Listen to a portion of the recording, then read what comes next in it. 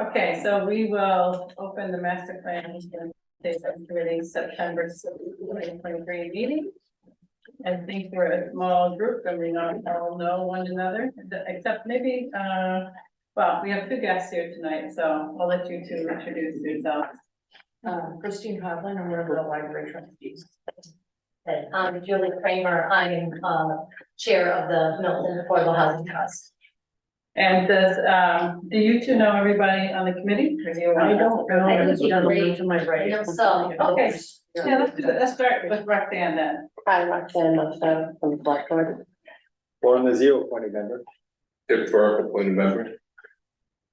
Gerald Gaius, chair of the planning board. Taylor Keeley, appointed member. Evan Benson, appointed member.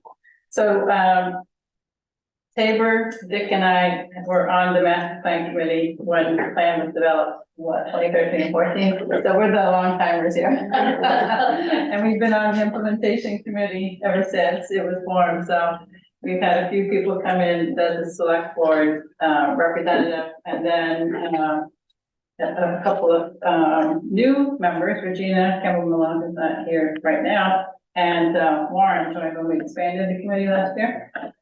So we've been working away on its implementation. All right, so we'll just jump right in. We have our next meeting date is October 16th. Does that still work for folks? Okay, great. Next, approval of the meeting minutes. Did everyone get a chance to review the minutes? But as soon as you sent it out, I looked at it, and I didn't see anything wrong with it. I haven't looked at it since. Yeah, there were no changes since the first one out, so, if no one has any edits, then I'll take a motion to approve the minutes. I'm gonna approve. I'll second. And, the date of those minutes, That was July 24th. okay? So Tabor made the motion and Roxanne seconded, is that right? Yes. Okay, if we don't have anybody on Zoom, we'll just do a, voice vote. So all those in favor? Aye. Any opposed? No, okay. Citizen speak is next, so, do we have anyone? Elaine's the only one in the Zoom, so, and I don't think she's there for speaking. Okay, nice. I have a response from Virginia.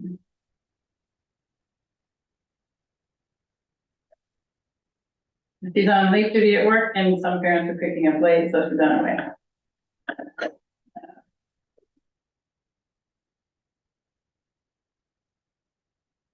Okay, so sometimes I try not to have our guests wait, but you're here for items 6 and 7. So we're going to go, I guess, in order, because I think town 5, the town center, probably won't take a long time tonight. So Josh circulated several documents. So one was just informative. That's the UMass team's scope, because we talked about engaging consultants, and I wanted to be clear what the scope of the UMass team was. So hopefully everyone got to take a look at that. Pretty much, I think, as we discussed, centered around doing some more analysis of the parking utilization, and then whether additional parking around town hall here is feasible. So we don't need to take any action on that. The next bit of information we saw was the beta proposal, and it was focused on the crosswalk engineering entirely without the other scope items that we had talked about. So you also were given a copy of the email that I sent to Josh asking him to follow up with Jeff at beta to add those scope items. Just confirm that he can add them to the scope, but has not yet circulated an updated scope. So the question I have really is, whose responsibility should it be to pay for the engineering? I think the scope items that we added could come from, MPIC planning funds, possibly, maybe with some assistance from the library. But it seems like engineering is more of a larger capital kind of expense. Does anybody have any thoughts about that? Like, there's going to be a pretty big chunk of money to engineer the crosswalk. we had confirmation that it's not in the DPW budget. Do it. Because this is essentially a new project, it wasn't scoped at the beginning of the year, and Marina, our town engineer, and Chase, DPW would welcome any funding, and they could provide it, which is that. Otherwise, the grants, why would they, the year costs.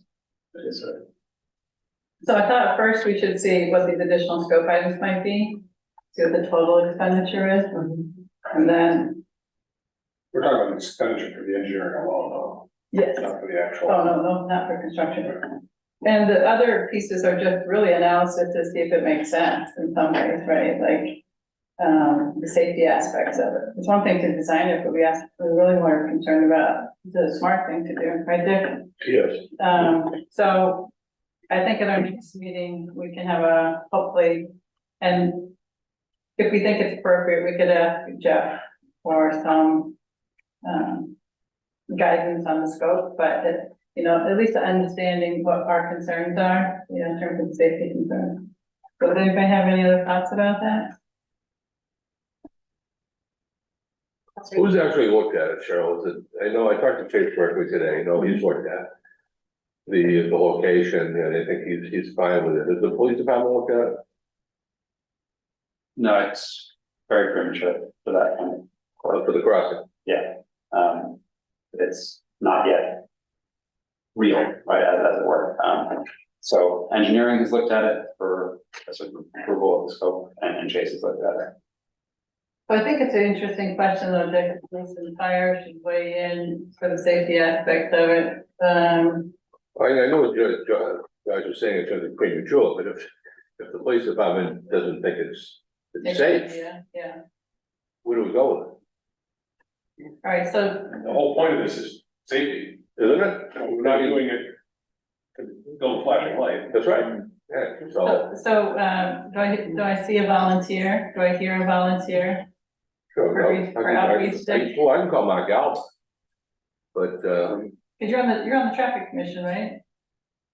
You're I'm not. not on the traffic commission, but Mark he was on the traffic. You were on the- Yeah, traffic's on the Traffic. He was on the traffic mitigation committee with me, and he and I have talked ad hoc a few times, just as about it in general. But the traffic commission did vote to support this, and that Yeah. includes the police and fire. So let's just be sure on that, because I hate to go down this road and then find out someone say, well, geez, this isn't a. I think that's a highly unlikely outcome. Well, that's good, I'm glad it might be highly unlikely, but I think we still should ask, don't you?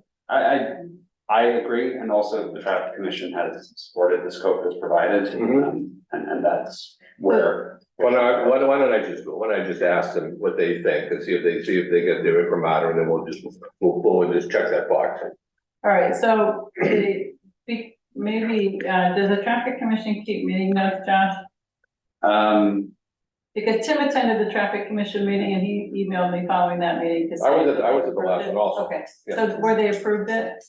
Were they I approved the project? was focusing on another couple of things, Okay. I thought all these things would be, once you get one town department, and I thought everyone who would likely be involved from the traffic commission would also be involved, but I guess that wasn't the case. Well, the traffic commission includes, the chair is Chase Berkeley, and That's right. Tim is a member of that committee, Right, as well as in the check on other folks involved in the script. I thought police and fire have representatives on the. Oh, they committee. do. They do, and that's what I'm saying, why don't we just make it easier on ourselves, why don't I just ask Mark what his thoughts are, because he was on the traffic commission, so he may have voted as in total with the rest of the commission, but he Okay, might have specific safety concerns. So he's currently a part of the committee? Yeah. Okay, Yeah, when you said what was, I was confused, so I thought he's currently. a member. That's right. Okay, yeah, that's fine. he's John King's designee on the committee. Got it, okay. So are we just circling back with them and saying, just confirming based on X date meeting that the opinion was, in support of this? Is that what we're doing? I mean, it's even simpler than that, is that, do you think is there any safety concerns that you as a public safety officer would have relative to putting a crosswalk where it is right now? I'm guessing the answer is no, but I'd still like to get that answer. So then I guess a follow-up too would be, because Tim is the one who conveyed to us, Josh, would be to ask him if there were any concerns expressed at that meeting by any of the members of the committee. Hi, Regina.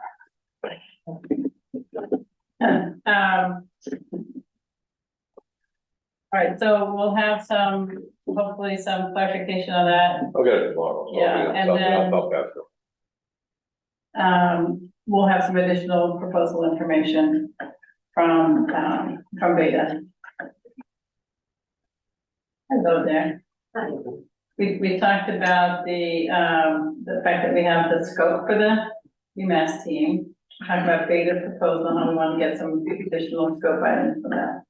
And we were just talking about making sure police and fire are comfortable with crosswalk in that location. The other piece then that we had was cost estimating, so, and that was cost estimating to do with the parking lot, or whether it's a parking structure, it's more than just a parking lot, and actually, this is something that we can ask Julie about as well, because. So we've been looking at trying to help the library find additional parking, and as you know, town land is so limited. Do you know each other, Regina and Julie's the chair of the Board of Housing Trust? And you know Chris from Vernon, okay. So in looking, we just really couldn't see whether there's anything right next to the library. So then, is there anything in here on this side, which is the safety is the concern of crossing Canton now, especially for some of the population that use the library, young families and older folks. And so the other thought was to utilize part of town property that's associated with the police, property, but on the Canton Ave end of it, which is upslope from the police and on the other side of Rutland from the police. And so we had done a preliminary layout. We worked with Bowler Engineering to confirm that we could do a structure there, and that's part of what we wanted to analyze too with Beta adding 2 curb cuts to Canton Ave in this stretch here, whether that's poses any safety challenges. And then we wanted to see, because town property is so valuable, it doesn't seem to make sense to use it only for parking. So we talked about, we could build something above the parking, which could be affordable housing, which could be municipal use. And so, we wanted to get some idea of what it might cost to build just the parking, and then maybe to also build something up above. And so, we got a proposal for $5,000 for cost estimating, but there was no detail about what was in that proposal. So, Josh and I had a phone call with, Pete Timothy, the principal at a program. and we spoke about what he would need, to do the estimate. And, I put together the plan diagrams and outlines back as a result of that phone call. So he would have something to price. So we haven't sent it yet, because I want the committee to have a chance to look at it before we send it. So, any questions about that? Do you want to review it? Is there? I didn't do an elevation. He said I didn't need one, so I didn't do more than I had to. But yeah, these are the plan diagrams. So it still has the come in at grade level, 20 parking spaces, and a small space, which we've been calling cafe space, but it could be something else, right? And then it has, it requires the slight relocation of the powder house, but it's in the general vicinity, but it's a minor change in location to make the access and exit work. And so otherwise, so you're coming in on the right side on Canton Ave to the first level, and then on the left side, you come into the lower level, and that has 30 spaces still. And then there's these plan diagrams on the left. The second one down is a basic housing layout diagram. So that's 10 units. And so one option would be to do 2 floors of that at 20 units. So one thing I'd be curious, Julia, if you think that's a viable kind of number, or if we would need more. And then the other one, it's about 10,000 and some, I think, is that what that, said, Josh? Square footprint, Yeah, 10,690. yeah. And the dimensions are dictated really by the parking, in terms of the width, but that sort of double loaded corridor standard kind of housing. And then the other one is just a core and shell. So the same thing for the cafe. So when he prices it, he's not gonna price layouts like office spaces, conferences and all of that, because we don't really, it would take a little more to figure out what we need there. And he could probably give us some, Josh, I was thinking we should ask him for just some budget price for a typical office fit up there, so we would have some idea. I think if you're gonna present anything, you need a menu of possibilities and prices to give people. I think though, what he can just give us, right, as a broker, you guys probably give tenant fit up allowances that. Right, that's where Yeah. but you say, do you want this, do you want that, and then here's the range, you could be all the way this expensive or all the way that cheap. Yeah, so maybe, it might make sense for you to chime in a little on what he comes back with on that in terms of the tenants, like office space fit up, but. The outline spec, if you wanna, I did two different kinds of exteriors on it, just to give us some range again. So for the residential, I did a sloped roof where you're actually occupying the top floor within a slope. And then on the office, I just did a flat roof. And this was just really to get different pricing on the volumes. And on the office, I did all brick, and I think on the residential, I started with brick on the base and moved to a dense fiber on the top. Aluminum windows for office, clad for residential, kind of the typical stuff. So anybody have any questions about that? For the residential, where's the parking? Is there parking? It's one of those floors, so you wouldn't get all municipal parking here. You would have that 20 space, so one per unit would go to the residential. So out of the 50, 30 could be used for the library instead of all. Is 30 enough? It's not what we like at all, so. Okay, what would you like? I mean, I think Will had provided, a sheet for everybody a while ago. Right. And what our current parking is, so, we would like more like 40 to 60, so. I mean, it just limits our programming, I and understand. it limits what we are, so we're trying to, if we can build something, we'd like to build it as big as we can. I'm just thinking, when we get into hybrids, I'd like to get an idea of if the primary focus on this was to provide parking initially for the library. I think that should be the first thing we look at to make sure we meet most of their needs as we can. And if they, then that may preclude the housing piece of it, right? Yeah, it's just gonna be a question of how you pay for the parking as well. Yeah. You're going to pay a lot for that foundation because of the slope and so forth. So you're paying a premium for the parking. So, if you can get other public benefit like the housing, that seemed to be kind of a way to justify in some ways the cost of the expense of the parking. That's kind of the thought that we had about it. Now, The tax revenue from potentially mentioned additional. well, yeah, so like the question would be, if this were, Julie, you've been looking at this kind of thing, so maybe you could give us some Sure. feedback. My feedback would be, the library operates, certain hours, right? Sure. So you could manage the parking that the residents had overnight parking, right? And they had, a certain time to get out or to come in. If it was all affordable or elderly housing, you don't really need one space per unit, right? You can come down in that a bit. So I think it's a great use, for housing above a garage. The other benefit is, as Cheryl said, if you use, the variety of programs that are allowed for affordable housing, you can capture the cost of some of that parking as the cost of the superstructure, the framing of the garage in the cost of the housing. So you do get some, you'd be able to sort of work it so that there's a payment to the town for the use of that.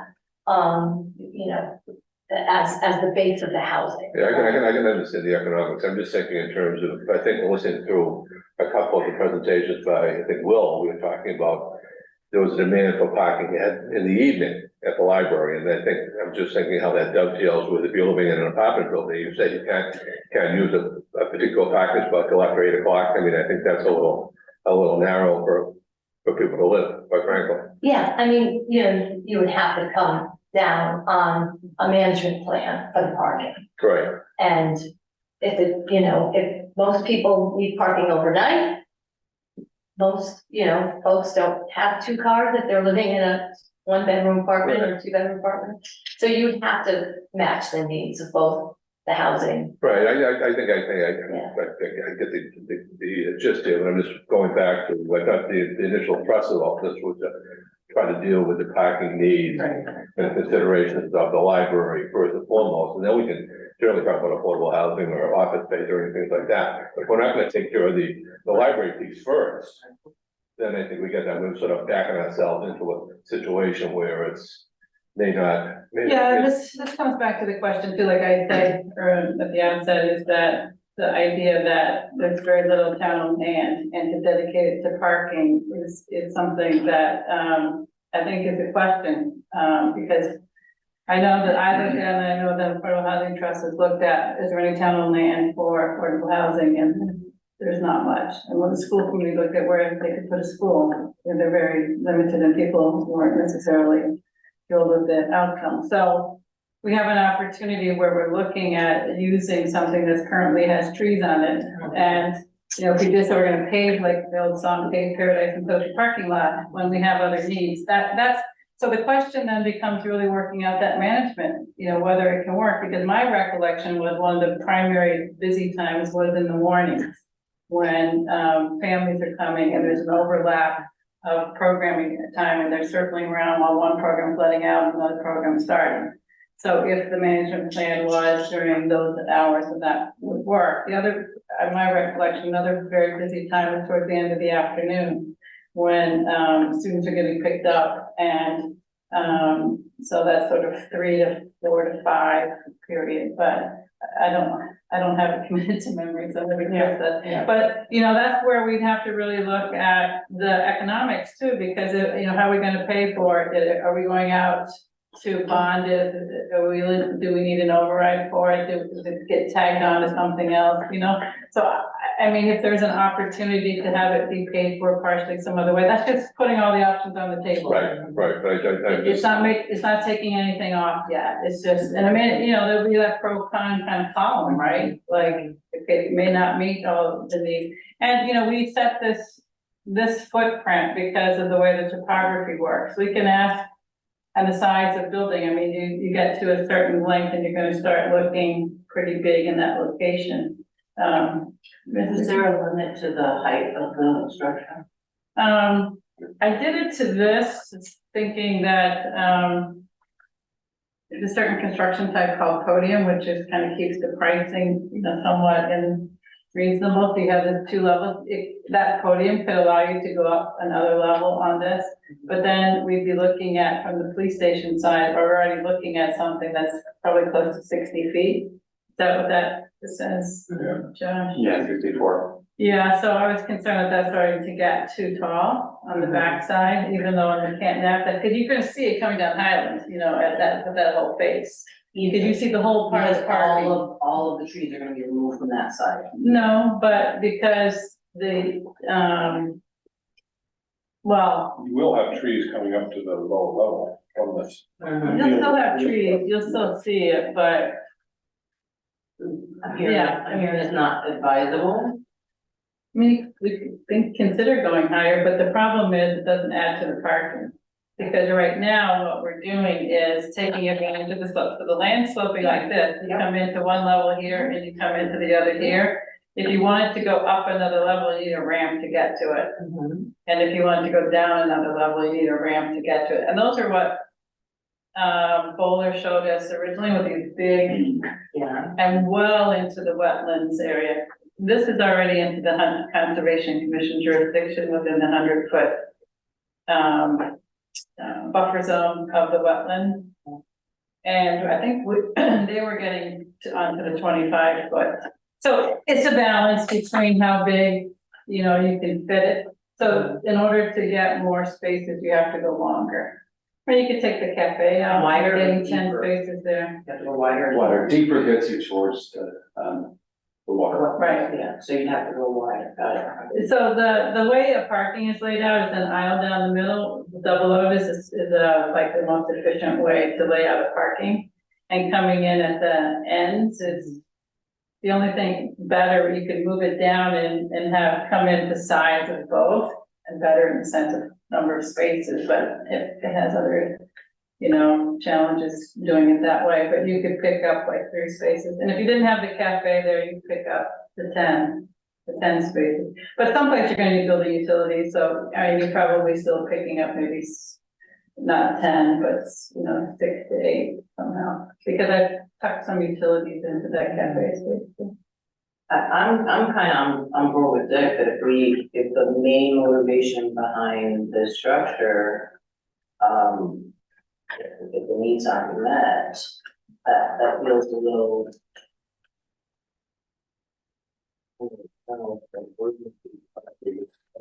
Yeah. I agree. We love the idea of a cafe, especially in this location. I'm also a big proponent of affordable housing, but I'm concerned, like, I think I took the last parking space for tonight's meeting here, and you'll get some overflow from here into there. And I think through the housing, we're not near the T here, so I think that it may be under 1, but my single, a 1 bedroom or 2 bedroom, I think there's a strong chance you could have 2 cars. And they would just You're near use the that parking. schools. You know, it's a great location for housing. I mean, you're near the schools, you're near the offices, you're near the hospital, You actually you have a bus know. stop, that's been the justification for the 40B on Canton Ave, it's very close to here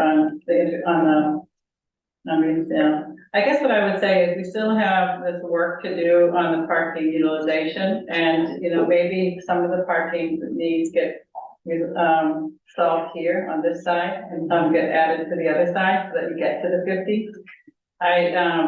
I would strongly advocate that we keep options open and on the table until we get further along with the team from UMass, and we get pricing information on those, so that we have a full range of information to make recommendations off of. Yes, hi. So I just had a couple of comments and questions. First, I think, you know, I agree with some of the previous speakers about the parking, because that's what we've heard about, that the need is really there for the library in terms of parking. So I think we can't lose focus of that. I think the other thing is, this is a piece of land, you know, we don't have a lot of land, as we said, so we have to be aware of that and how much we're going to open up in terms of, you know, opening up the land and taking down the trees and putting up whatever we put up hard top or whatever we do. And the third thing I would say is, I'm wondering, Cheryl, because you're the liaison to the planning board, have you brought these ideas over to the planning board to sort of tease out a little bit with some of the planning board members, what this might look like with, what we're talking about, you know, as liaison to this committee, to bring them, you know, in the loop with what's going on, in terms of we're looking at a crosswalk, we're potentially looking at, you know, some parking over there. You know, you may need curb cuts. How are the curb cuts gonna coincide with, you get curb cuts on the other side of the road, crosswalk? I mean, I think there are a lot of, you know, things that probably should also keep them in the loop, because you are the liaison to that committee, just like I try to keep. Yeah, I mean,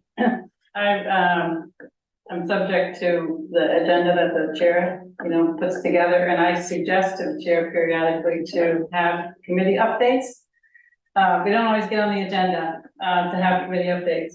So I do make the request back then, and, you know, as soon as we can get it on the agenda, I bring them up to date on all the activities of this committee. So maybe do a specific one, I mean, maybe Yeah. specifically say that you wanna do an update on the MPIC with regards to X, Y, and Z, you know, and then. Yeah, I mean, we've been working on this piece of this for a couple of years, and it starts and stops. as funding's been available. But now that we're talking about it here, Yeah. you know, in terms of Yeah. getting funding and, you know, things I like mean, we that. talked about It's needing to important. do, I think at this committee, doing a larger planning effort for this area, because the master plan itself does talk about further study in this area, which we did some of. That's where the cafe idea came out of, meaning the parking needs came out of.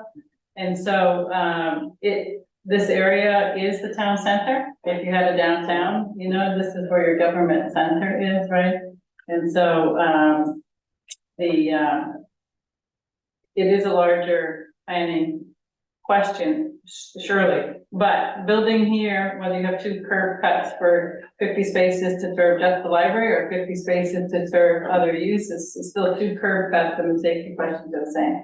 And building the foundation, for whether it's parking or whether some other use is also the same. I think it becomes a question of whether it's viable when you look at the pricing too. Like maybe the pricing comes in and says, okay, you know, one thing, like we've heard, like people, whether there's actually even sufficient office space here in town hall, you know, whether there should be some kind of space needs analysis done for municipal use. Do we need municipal office space? I mean, this is a town, yeah, I mean, this is a town asset, yeah. Yeah. I mean, this is a piece of property, is a town asset. While we're having somebody do an estimate for parking, I see no reason not to have the same, the estimate, tell you what it would be to build a building, whether you do anything with it or not, at least you have that information for your, decision making. I think we But have your that point is right, discussion. it's certainly a larger planning effort, Yeah. and beyond just planning. Wasn't that discussion part of the fire station, also the old fire station, second floor, what to do with it?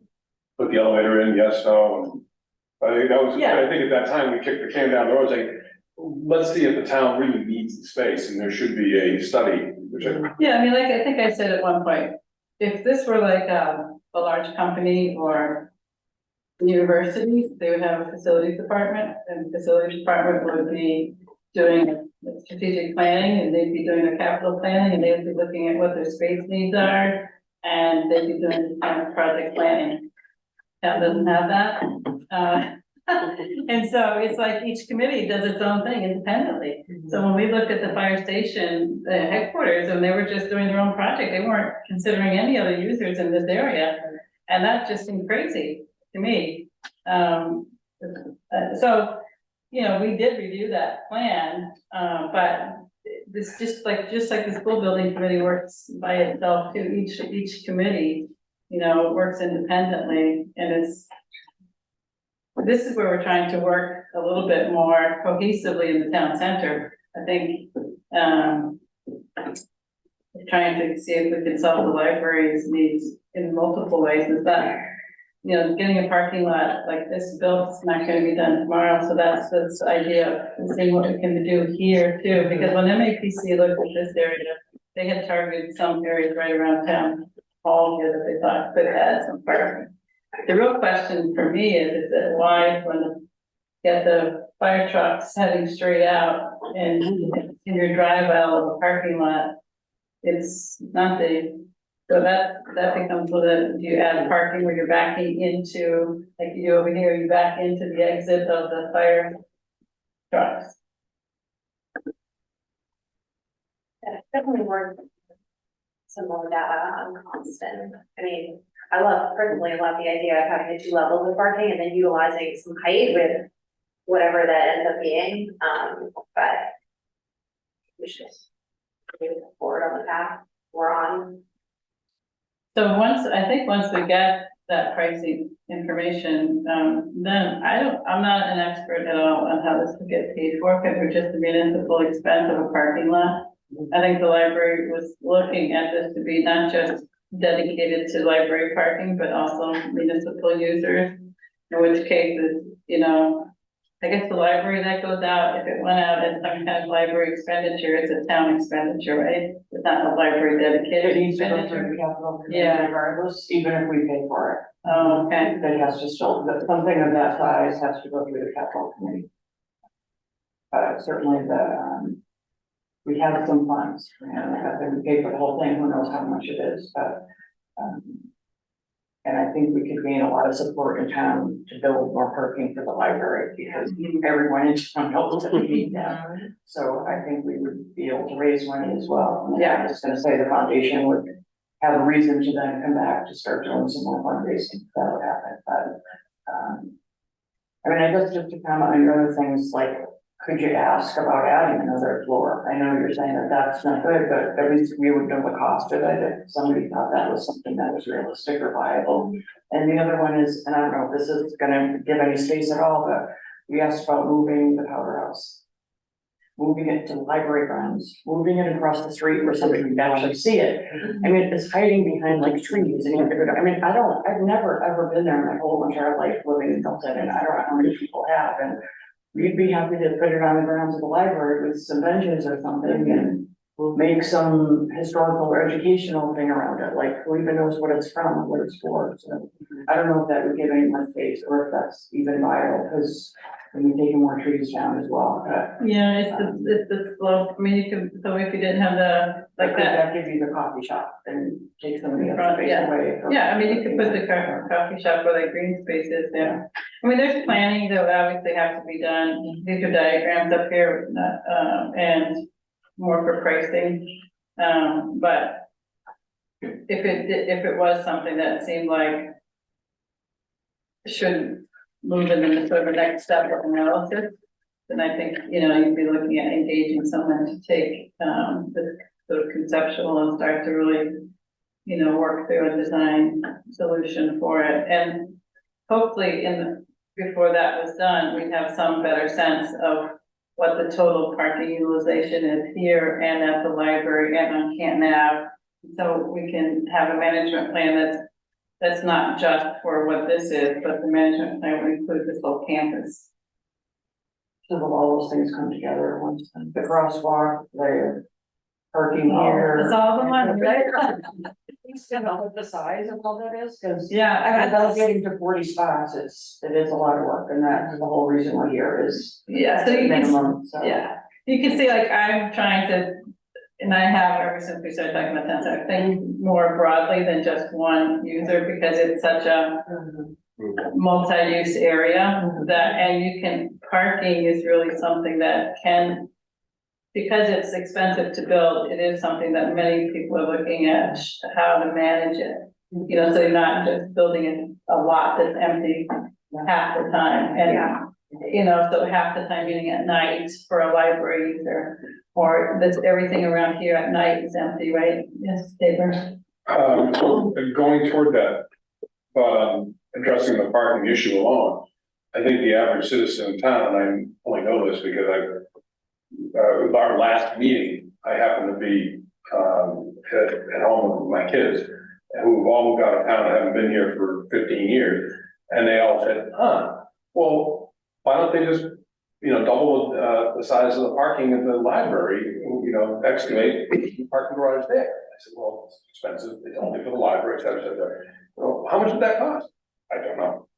And I'm guessing that my kids who lived in town all their lives and then moved out are probably just as well educated as anybody else in town. We're gonna say, why didn't you ask that? So if we are gonna get some quotes, I mean, it seems like that's gonna come up, and then we can say, this is how much it costs for a library space that's only used 12 hours a day. And this is how much it would cost to do over here, but we could pretty much guarantee it to be used close to 24 hours a day.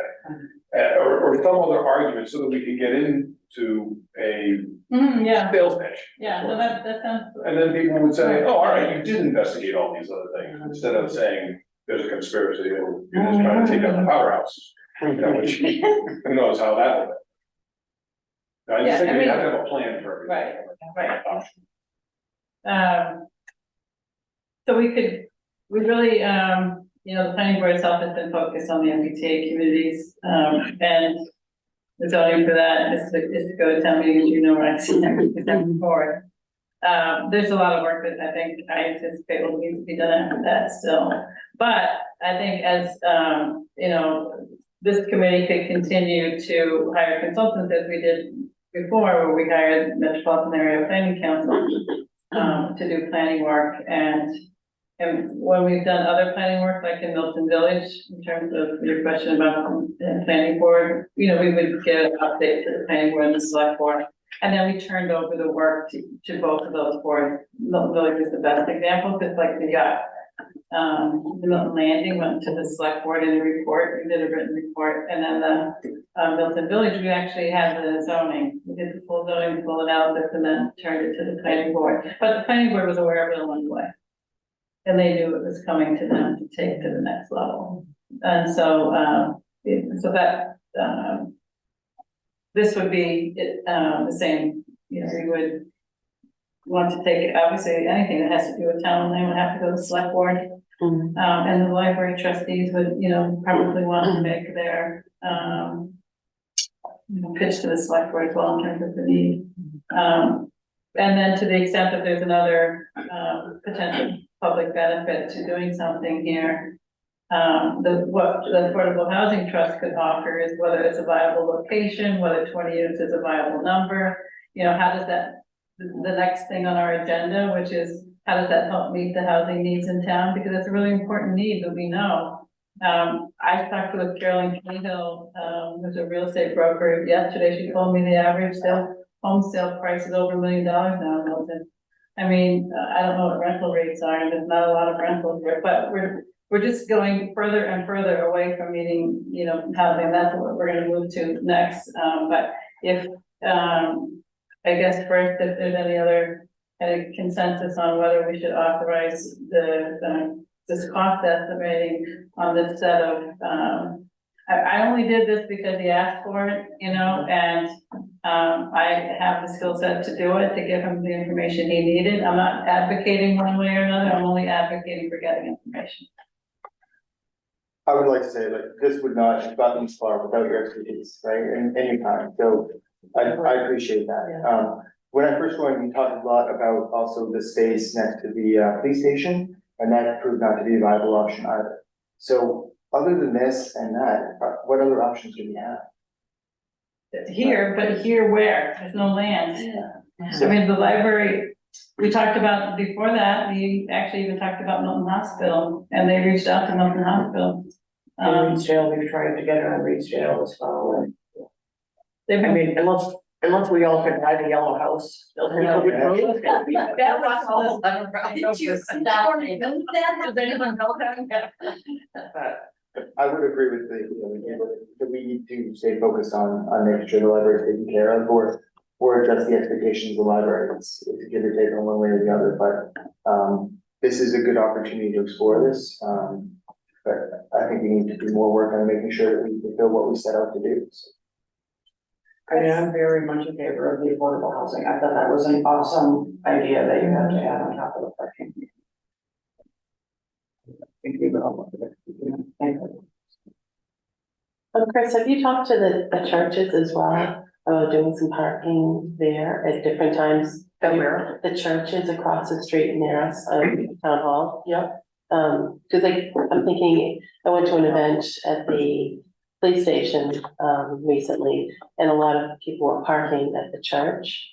So I'm wondering, is there any agreements or any discussions with the churches in the meantime to see about getting some parking? Where it's empty a lot of the time. Yeah. And there's parking. We haven't talked to the churches, and one of the reasons, because we pursued a crosswalk years ago with the traffic commission and the police when we had all those accidents on the road, which is why we added the turnaround in the lot. Because most of the people right now going to the library at these programs are either young families with strollers, nannies, grandmothers, like me bringing my grandkids there, or elderly people going to the programs, and they don't want to cross that road. That road is dangerous. So they do use it a little bit, but, and I don't know that Sunshine Nursery is, not Sunshine, but the nursery school has a separate agreement from the church, so I don't know that we would be able to use that. I'm thinking about the one at the church on the left. So First Parish is on the other side, and then the congregational church is. So the one by Thatcher. Yeah, that's First Parish. That's what I'm thinking of, because there's the crosswalk right there. I was I'm just happy to wondering, talk to them. I mean, just in the interim, Yeah. it just seems that, I mean, every time I go by there, unless there's an event or something going on. Yeah. It's pretty open, Yeah. and you have the crosswalk right now, Yeah. so you do have a safety feature there I right think now. that's attachment. And I'm thinking about, you know, it's not that long ago that I was pushing a stroller, and the impediment of walking from that distance, in any kind of weather would be a real challenge, I think. Even though it's certainly walkable, but it would be hard if you're talking with one kid. One thing, I mean, obviously it depends on the weather, but I mean, a day like, you know, like we've had some great days, then if we had, you know what I mean, so we could park there and certainly walk up. I mean, certainly it's worth asking, You know, Roxanne. with children. I'm happy to try to ask. I just think I was you even need now, you know, you even need now, you know, so it might be worth at least asking in the meantime. Short-term, creative short-term Yeah. solution while we keep working. Yeah, Yeah, and you probably saw in the UMass, student, they're working on this for some time. I was kind of hoping it would be a more condensed schedule, but if you looked at that proposal, yeah. It goes out for a bit, but, I think, we'll learn something at least from their first round of work, and then, we'll have to see how we move forward on next steps, if that's going to take a year. We might not want to wait a year for other things, we might want to expedite some of that work. Nothing against the students, but. It's just additional bodies to do that, the parking usage in particular, so that was one of the big, more granular than that. Yeah, and maybe they can help with the utilization of the church parking lot, and the daycare parking lot during, those hours too. And the council on aging, you know, if we get a better pedestrian connection, like we talked about, then that's not that far away not necessarily for the library, but for overall use. And then, you know, you can have a parking management plan where it's made well known to people that this is where people are to park at certain times, and, you know, having against union agreements might impact where some people are forced to park or not park, but otherwise we can get able-bodied users to use spaces for, you know, and leave other spaces available. You know how you see in the parking lots at some places like, mothers and children or things like that, you know, it's like, maybe we can have our own version, something like that. If I can just say one thing. I deal with a lot of churches, they build affordable housing on a lot of churches. They, insurance and liability for people parking in their lots becomes an issue for them, just because, you know, they're barely surviving as it is. So, I just want to highlight that as something that sometimes they turn you away because they can't say yes, right? But the town could certainly take out a policy that covers the church. If the town would be willing, you know. That's, I mean, in commercial real estate, people rent stuff all the time from other Is it a people. rent or you borrow? You know, Well, renting for $1. or an you know. easement or, Yeah, I mean, it all. that would be Yeah. you know, but the landlord, the church would be covered for slip and fall issues, et cetera. You know, I mean, that's, I don't know what the town's position on that would be, but I mean, it's certainly something that could be insured for. And then, it gets into who cleans it, who, like, the slip and fall is great, but Lighting, you're you're pointing pointing at at, night, you know, where you don't have lighting, you know, otherwise it's, you know, all sorts of questions. I mean, it can obviously be done, it's all managed. But it's just not as simple as knocking on the door, can I park in your lot? I mean, I'm sure you understand that, everyone understands that. And churches, for some reason, they're just tight, they hold it tight, because, they don't have any money to do much. So it seems we actually do have a couple more options, going down at the library and maybe doing the churches, I mean, talking with them, worth this conversation, right? I will say that my experience managing properties, affordable housing, quite a bit of it, commercial as well. Overlapping use of parking space becomes a bit of a nightmare, unless you have somebody actively there doing the work. Someone could have police. You actually have to police it. You actually have to police it.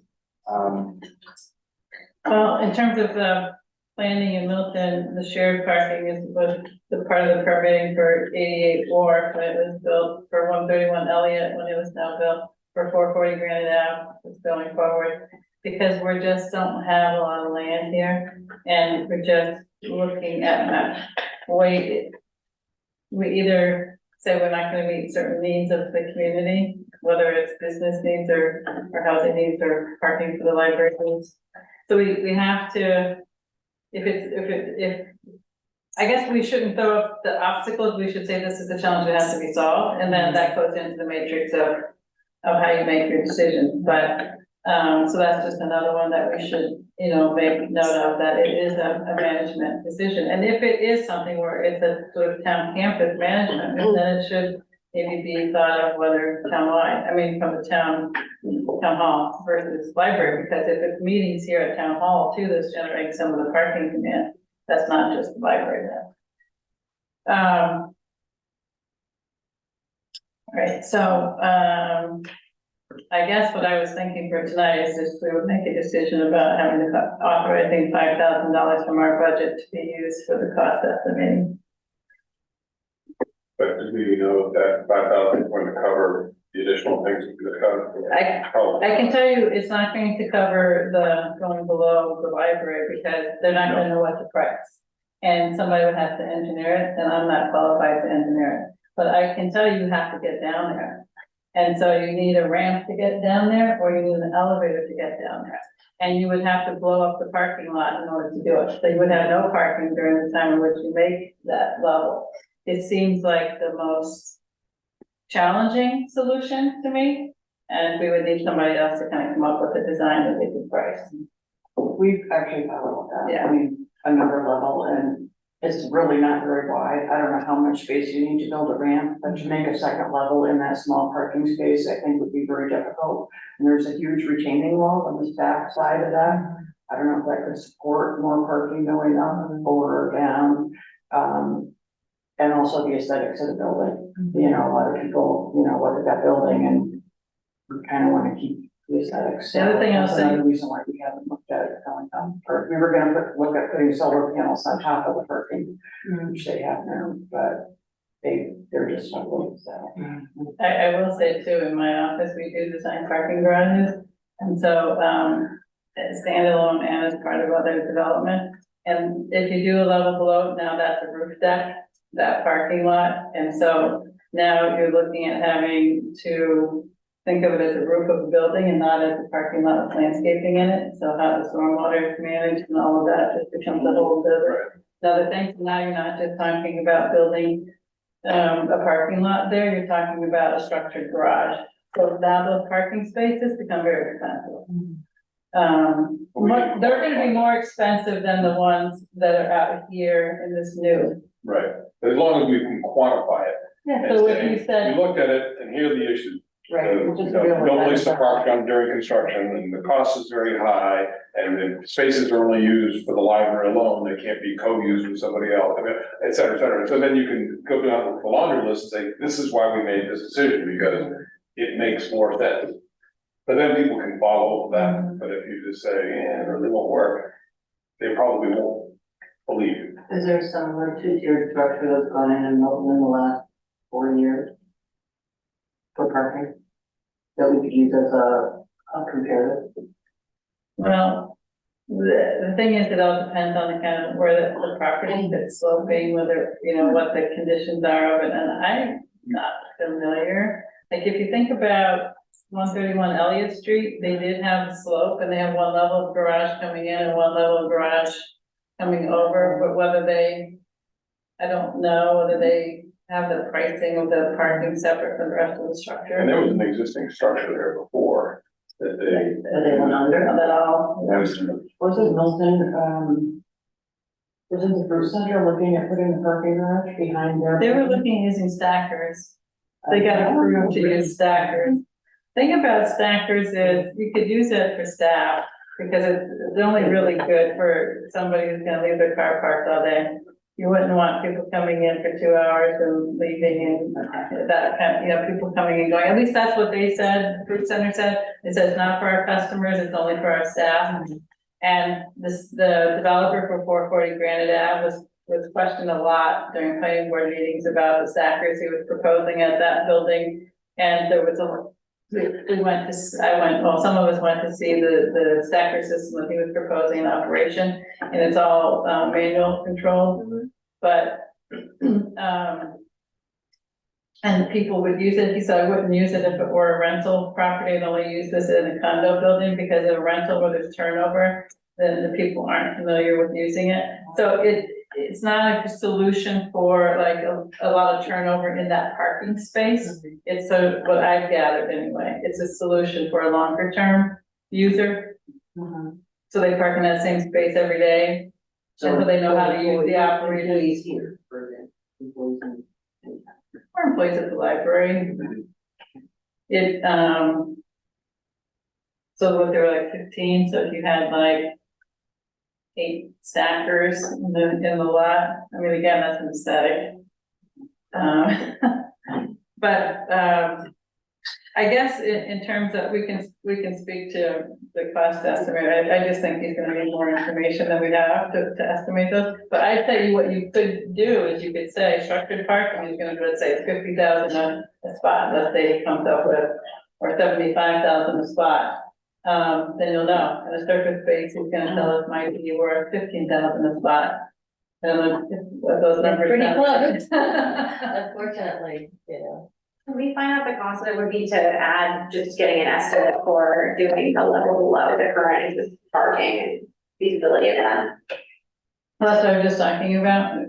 It's, But at least ask them how much it would cost to do to do the engineering or to the do the the, investigation, just the cost estimate, because you wouldn't do full engineering for it.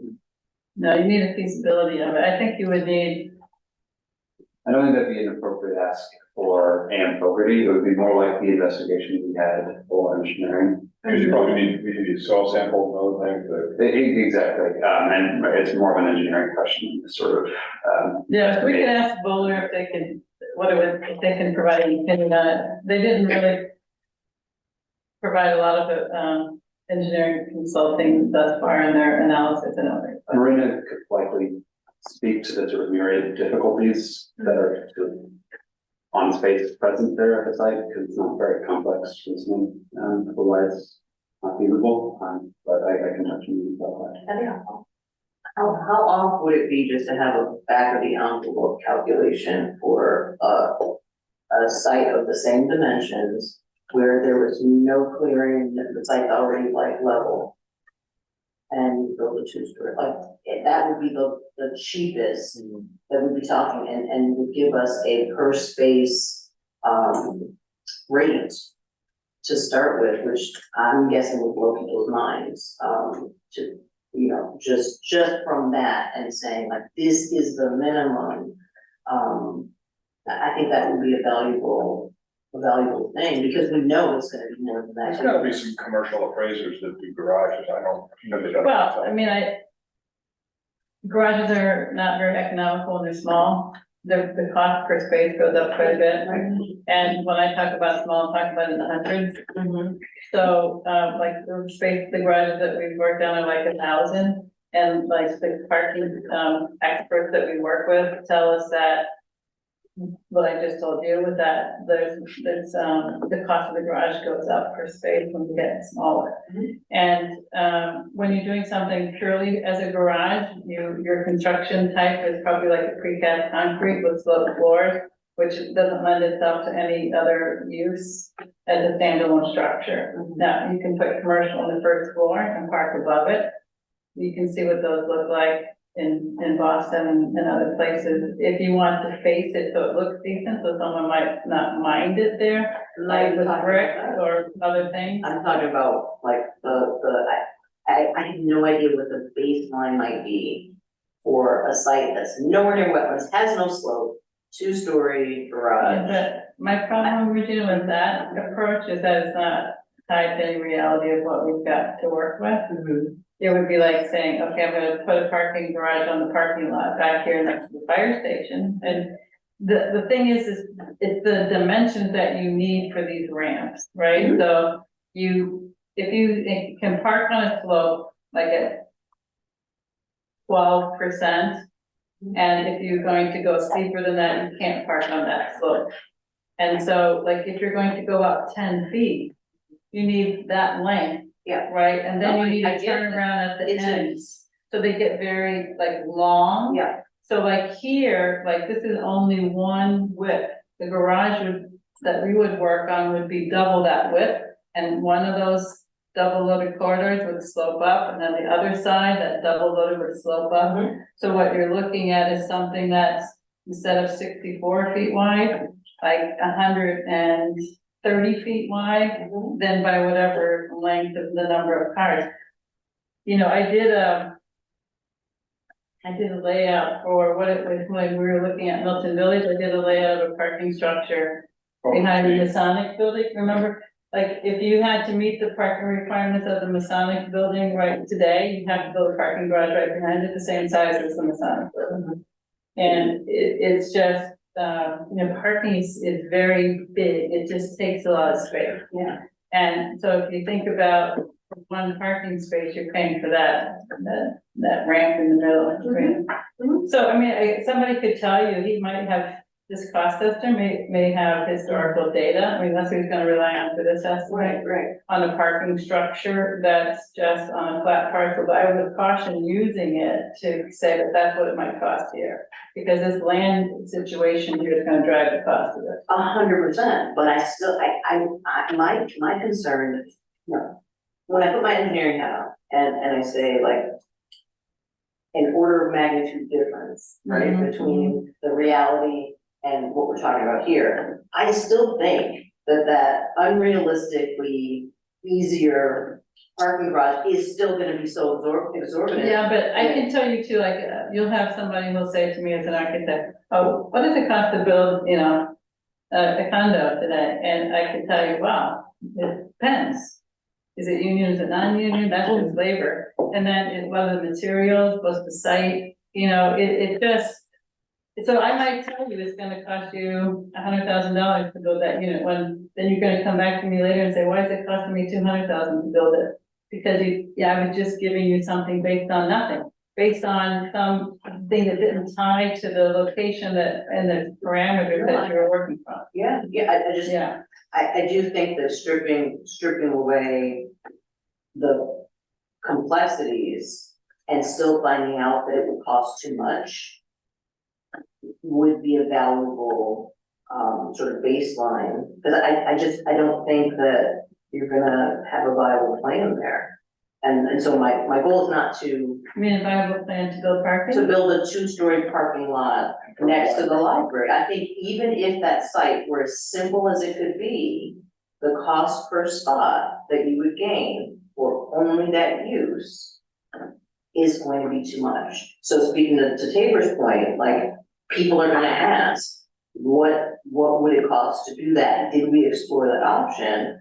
And I think that in terms of an order of magnitude difference between the reality and not, is still gonna be far too much to justify going that route.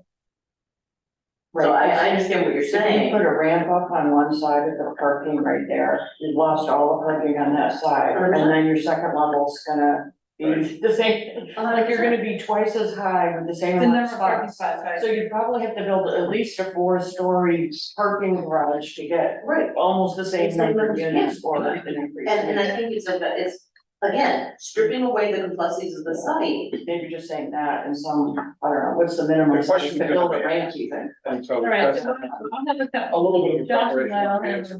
Yeah, Josh and I can have a conversation with the estimator and see what we can get from it. All right, so, are we ready to move past this topic? At least the estimating aspect of this topic, Do we need a motion to, like, it's gonna be estimate that way? 5,000 for this estimate. For the whole design that they're gonna, on this? No, This is the this is the cost estimate. For the crosswalk, it was more like 25,000. I Yeah, think. 24. For building, yeah. Yeah, we're not talking about the, estimating, the engineering yet, Chris, until we get more cost. These are the designs, is that? Yeah, That's so there's, right now, we've been talking about the cost estimator and the $5,000 to do the cost estimate. What we talked about right before that was the engineering to do the crosswalk. Okay. So the engineering to do the crosswalk is about 25, right? Josh, you have that at hand?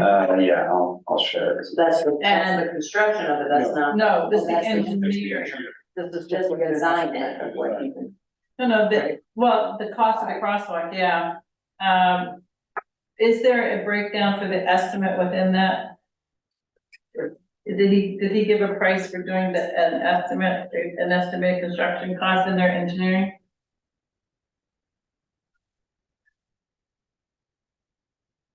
Let's see, Yeah, construction cost estimate will be part of that final plan set. and how much is that, does it say how much of that? portion? Task 3 is 100. But they can't, they're saying they can't estimate it until they do some engineering? Yeah, that comes after doing the actual work, Right. the Because survey. they have to- and the design. They don't know some of, like, what they're going to encounter until they do some of that work. Do we have to know if the engineering they're looking to do is something that's already been performed by DPW? We don't have to replicate the cost? Their proposal went to DPW for review. Yeah.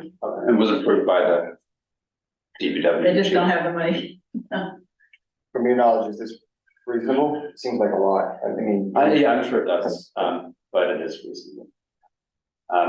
With engineering, something Marina said the other day, because I asked her the same question, was that you're paying for the lack of a mistake, right? Like, it's not that this service is just that expensive, it's the training and the expertise that goes behind it, the certification, to make sure that this isn't, as Dick has said, as continued safety issue or anything like that. You're not paying for the final draft, you're paying for all the first, second, third, set of prices. I can tell you that what I provided here with these drawings, my office, I've charged people a lot of money for. That's my 30 years Yeah, I of think we're experience spoiled. going into those drawings right there, into that outline spec. You know, that's what I charge my clients to do on a regular basis. So we're not So, paying for 10 you're hours not of your paying- time, we're paying for the education and the I'm knowledge. paying for my that goes education and into- 30 years of experience, right? No, we don't pay you. That's. But I'm just reinforcing the point. Yeah, and George, my business partner, and my husband. Why are you working on Bill's Arc? What are you working on over there? Anyway, so I guess I wasn't necessarily ready to go into the details of this proposal until we got more information, and maybe we can get, you know, as you said, you had a discussion with Marina about it, and if they're comfortable with the pricing, this is more their expertise than mine. I evaluate this proposal. So I would rely on their expertise in judging the cost and scope on it. Yeah, we work with Beta, who's the engineering firm by that scope regularly. This isn't in any way outside of the normal sort of working conditions that we have with them. Marina is very supportive of this, but she's not a traffic engineer, so this isn't something we can do in-house. What about, you know, maybe advocating to have DPW include this in their budget for next year, so it doesn't have to be expense for us? Could certainly do that advocacy. It means that you will have to wait until next year to get better. So maybe once we get the proposal for the rest of the safety items, because I think that goes to the question about making sure everyone thinks it's a good idea to do it before you pay for engineering. You know, then, you know, we can ask them how far can they do the estimate halfway through their scope of work, so that they don't have to complete the full scope before they do the estimate and get the cost as well. I mean, maybe there's, the construction of what was the new traffic light going to cost down in Milton Village, do you know offhand? Don't know in Milton Village, but I know we received a $50,000 grant for a similar scale, set of flashing beacons and other pedestrian supplies from the community compact program. So that's the order of magnitude, and also going to grants rather than capital funding. So if the total cost to do a crosswalk ends up being $75,000, then the question becomes, you know, can that be pieced together from some other budget without going to a capital project next year? But at least we know what the number is at some point, right? So, and that's the same thing with getting the cost estimate. Every time you ask somebody whether they're interested in doing something, they say yes, but how much is it going to cost, right? So As long as we don't end up paying for plans and then by the time we get the money to do the work, the plans are out of date and have to be redone. Which I know has never happened before. so. Well, at least it's not the building code, which is about to change, so. All right, so. Is that clear, Chris? So we're only looking at this now. Now, is the library, interested in helping pay for the cost of any of this? I know you said the trustees have some money. Yeah, I mean, we could ask, I guess, what are you looking for? So you're saying this is, we have a $5,000 estimate for the design. For the parking lot, number one, just for the And parking. the separate is the crosswalk for the 20. Yeah, so right now, we're only talking about the 5,000. Yeah. Do you think the library would want to participate in that 5,000, or would you want to wait and participate in the crosswalk? Do you want to be a partner with us on each step? I'm just asking. I mean, I think we have a meeting on Monday, so I'm happy to push that, and I think that, you know, individually, we just sold the kidder, not to say we're rich, but we just got a check from the kidder building. Oh, okay. So, what free time on your hands? Yeah. I do, yeah. What do we have remaining budget for this year though? Because we're, you know, we're already in September, like, do we want to use up what we have? First, have them. Years ago, which was doing. Yeah, I think we haven't, it was last fiscal year that we did the match for East Milton, right? Yeah. So we haven't used any of our this fiscal year funds, which is July 1st start. We're not that far into the year yet. Yeah. And, as far as, like, if this were only a parking lot that primarily served the library, I mean, 5,000 of, we have 30,000, you know, so that would be that much out of ours. But I think we did say that the town center is an area that we wanted to spend some of our money. Historically, sometimes like we did in helping with the grant match in East Milton Square, sometimes we end up using things that more planning board led, you know, but we use some of our funding to assist with. So I've asked like Tim and Josh on the MBTA communities have the funding for that, and they have been successful in getting a lot of grant funding. Okay. So even the planning board hasn't had to use planning board funds for any work there yet. But there's potential that, you know, we could be asked to help augment budget somewhere. But I haven't heard anything like that, like for now. I mean, these are what the trustee funds are there for, and if we have building funds left over from the building, and, you know, not to say there's tons of flush money, but I mean, just hearing all of you be so supportive of the parking as the priority to this after we've been working for 7 years with different parts of the town and getting almost nowhere, so is really, you know, really hurting to all of us, so, I'm happy to, you know, ask the trustees for money, and I'm sure they would be more than willing to help pay for this, so. And then you can use the money for other things, or the crosswalk, or, you know, there's gonna be more things to spend it on, so. You know, I think it just would show our level of support as well for what you guys have done so far. Okay, so what do you think, like 50-50 match on it, or I'm see, That one's fine. Okay. I'll, you know. okay. I'm just wondering, why would the library want to participate in the crosswalk? Isn't this really sort of the town public safety type of thing? I'm agreeing to the estimate of 5,000 for the design, I didn't say. This is like another conversation. I'm just thinking about it, I'd rather have the trustees, you got trustees speaking for the library trustees, focus on the parking lot per se. Yeah. And then we could focus on with other departments. Who would sign off on this project? Engineering, DPW. They would say it's a go, right? Yeah, they would. Would it go to the selectmen, select board, or was it just a? Crosswalk? No, I think there's DPW, right? Yeah. The Okay, building would select any kind of use of that property, the police property, anything for that. all right, okay. I mean, I agree with you, but I think a crosswalk would make the parking available to the town and the library, so. I totally agree, but I think, you know, this is one of those things you really kind of, when you're almost better sometimes staying in your own lane until, as we kind of try to deal with these things as opposed to commingle our interest and all of a sudden the thing gets lost in the translation, so. So right now, they're digging for $2,500 each to do cost estimating for the parking Yeah, and potential for building. I think that would be perfect, I think it'd be a perfect, speak to the library trustees, that would be a perfect, All right, joint effort. would anyone like to make a motion to authorize the expenditure of $2,500 for the cost estimating purposes? I'll make a motion. Do it. Say that again, please. You can just take what I said. That was it. Okay, any further discussion? Wait, which, there were 2 seconds. Oh, So the first second, the second. Tabor, we give it Tabor.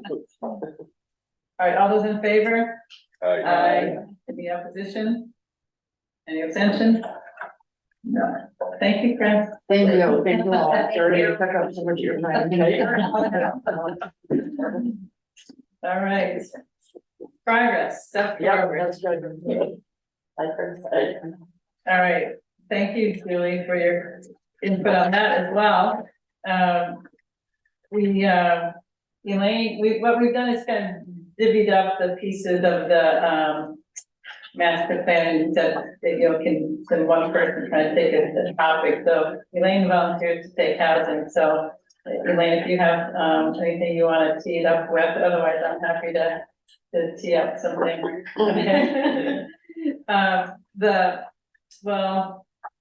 The housing is a big section of the master plan, but a lot's changed in the last 10 years, right? I mean, we did a, updated housing production plan that you and I both worked on.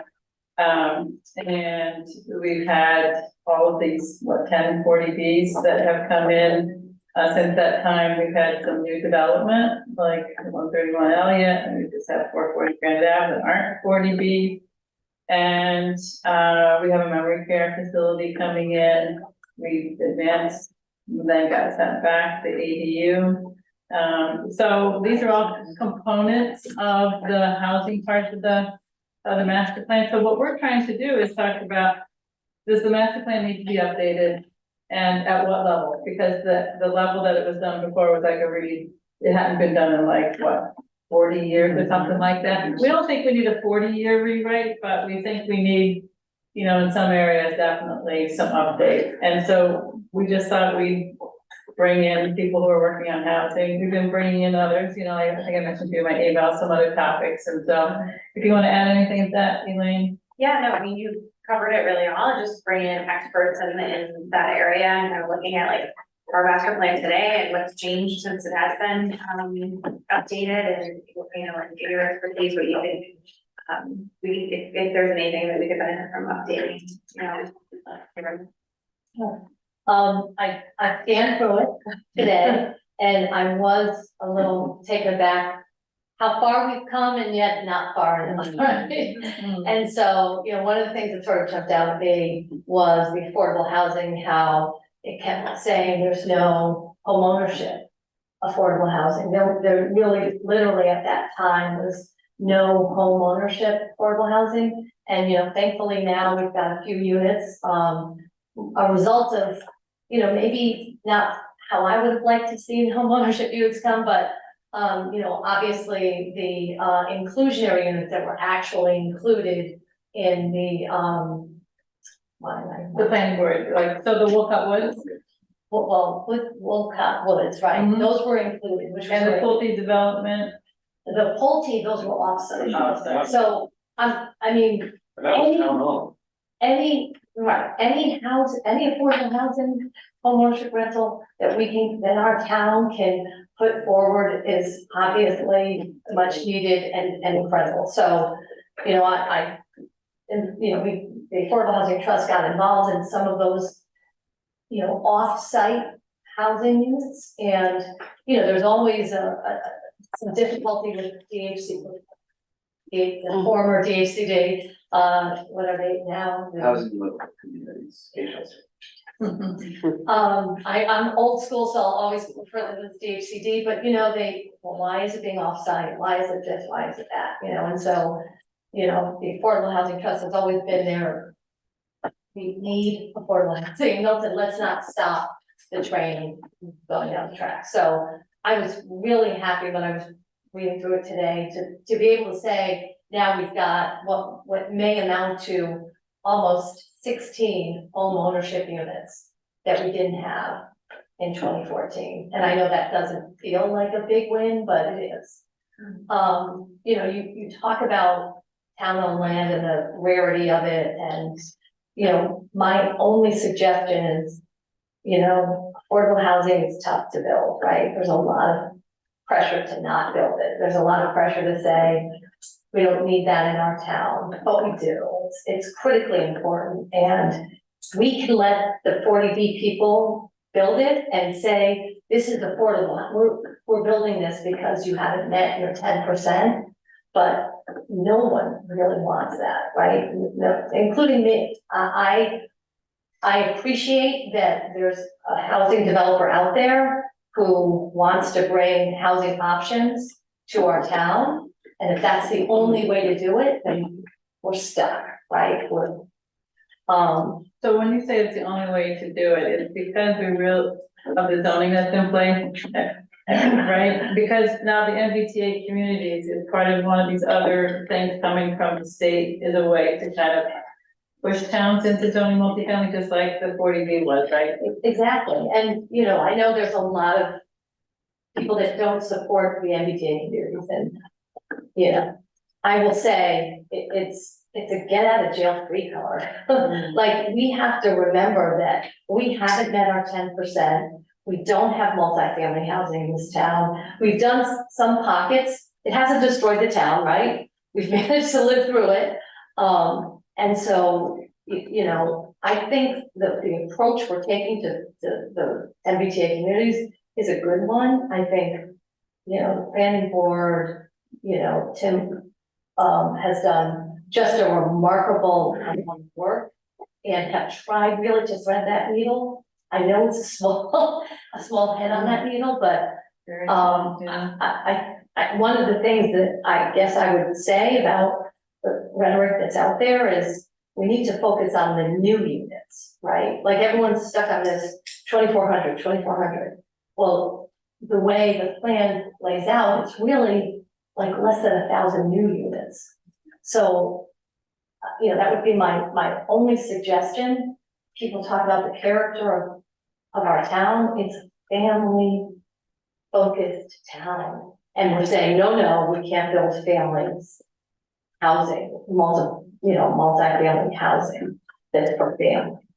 And that, I think that's a hurdle we all have to face, we all have to deal with. Those are the housing units we need. We have a lot of elderly housing units. I think that's great, I would do both.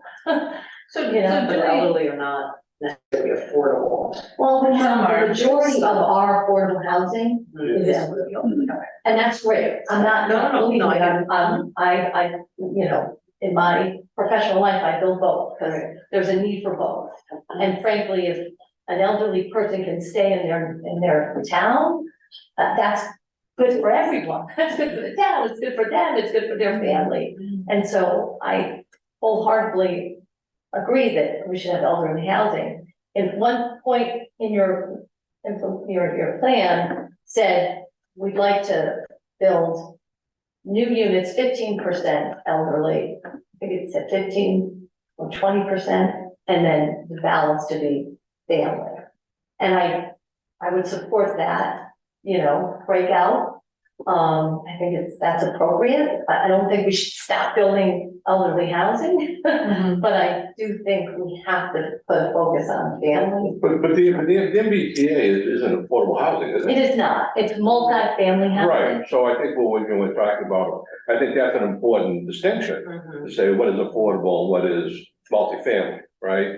And I think that I haven't heard too many people, and I don't mean to disagree with you, Yep. you know, against the idea of changing our zoning for more housing. I think the argument seems to be about where does Milton fit into this plan? Do we fit in with the Cambridges and the Arlington, Somerville, or do we fit in with Brookline, or do we fit into some other towns? And I think that seems to be the discussion, at least what I've been following. I haven't heard too many people, I haven't heard anybody really say we don't want to be in compliance. On Facebook.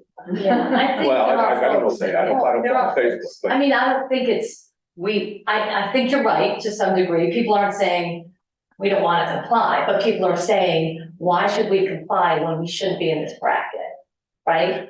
And Well, yeah, I think so, and I think that's we'll see if that's a decent argument, Yeah. but I think that's something that's gonna be determined, down the road. I think, when you look at, I've probably taken the trolley more than anyone in this room. One thing I did vow after I got out of graduate school, to never take it again, right? So I'll be very clear on that, and, you take a look at the ridership. And then return what someone has said to me recently, that, the MBTA has a 10-year plan to spend X number of millions of dollars on the revitalization of the refurbishment of the stops, and all I do is look at Milton Village and say, how long does it take to build stairs, right?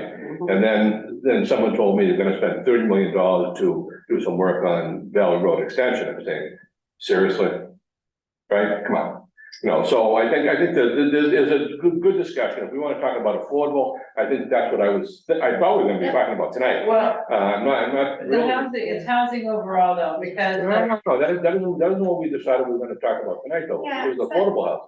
But the other thing is that there's affordable and then there's affordable or affordable. I live in two family, we've been working with a realtor advisor some time. This is not the market, in my opinion, to do that. But, it's, in my opinion, comparing what we pay in rent to the houses out there is way more affordable.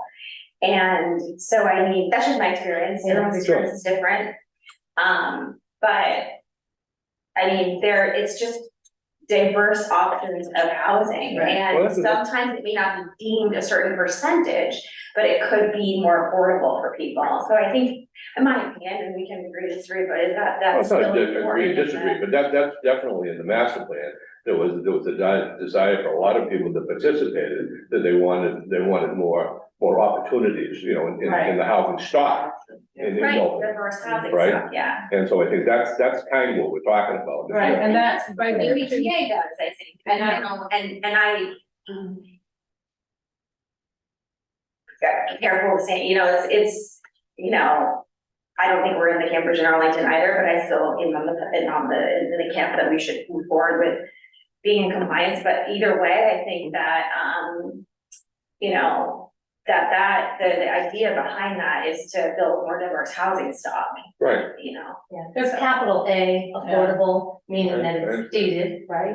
And then there's little a, affordable, meaning someone could live here without having to buy $1 million.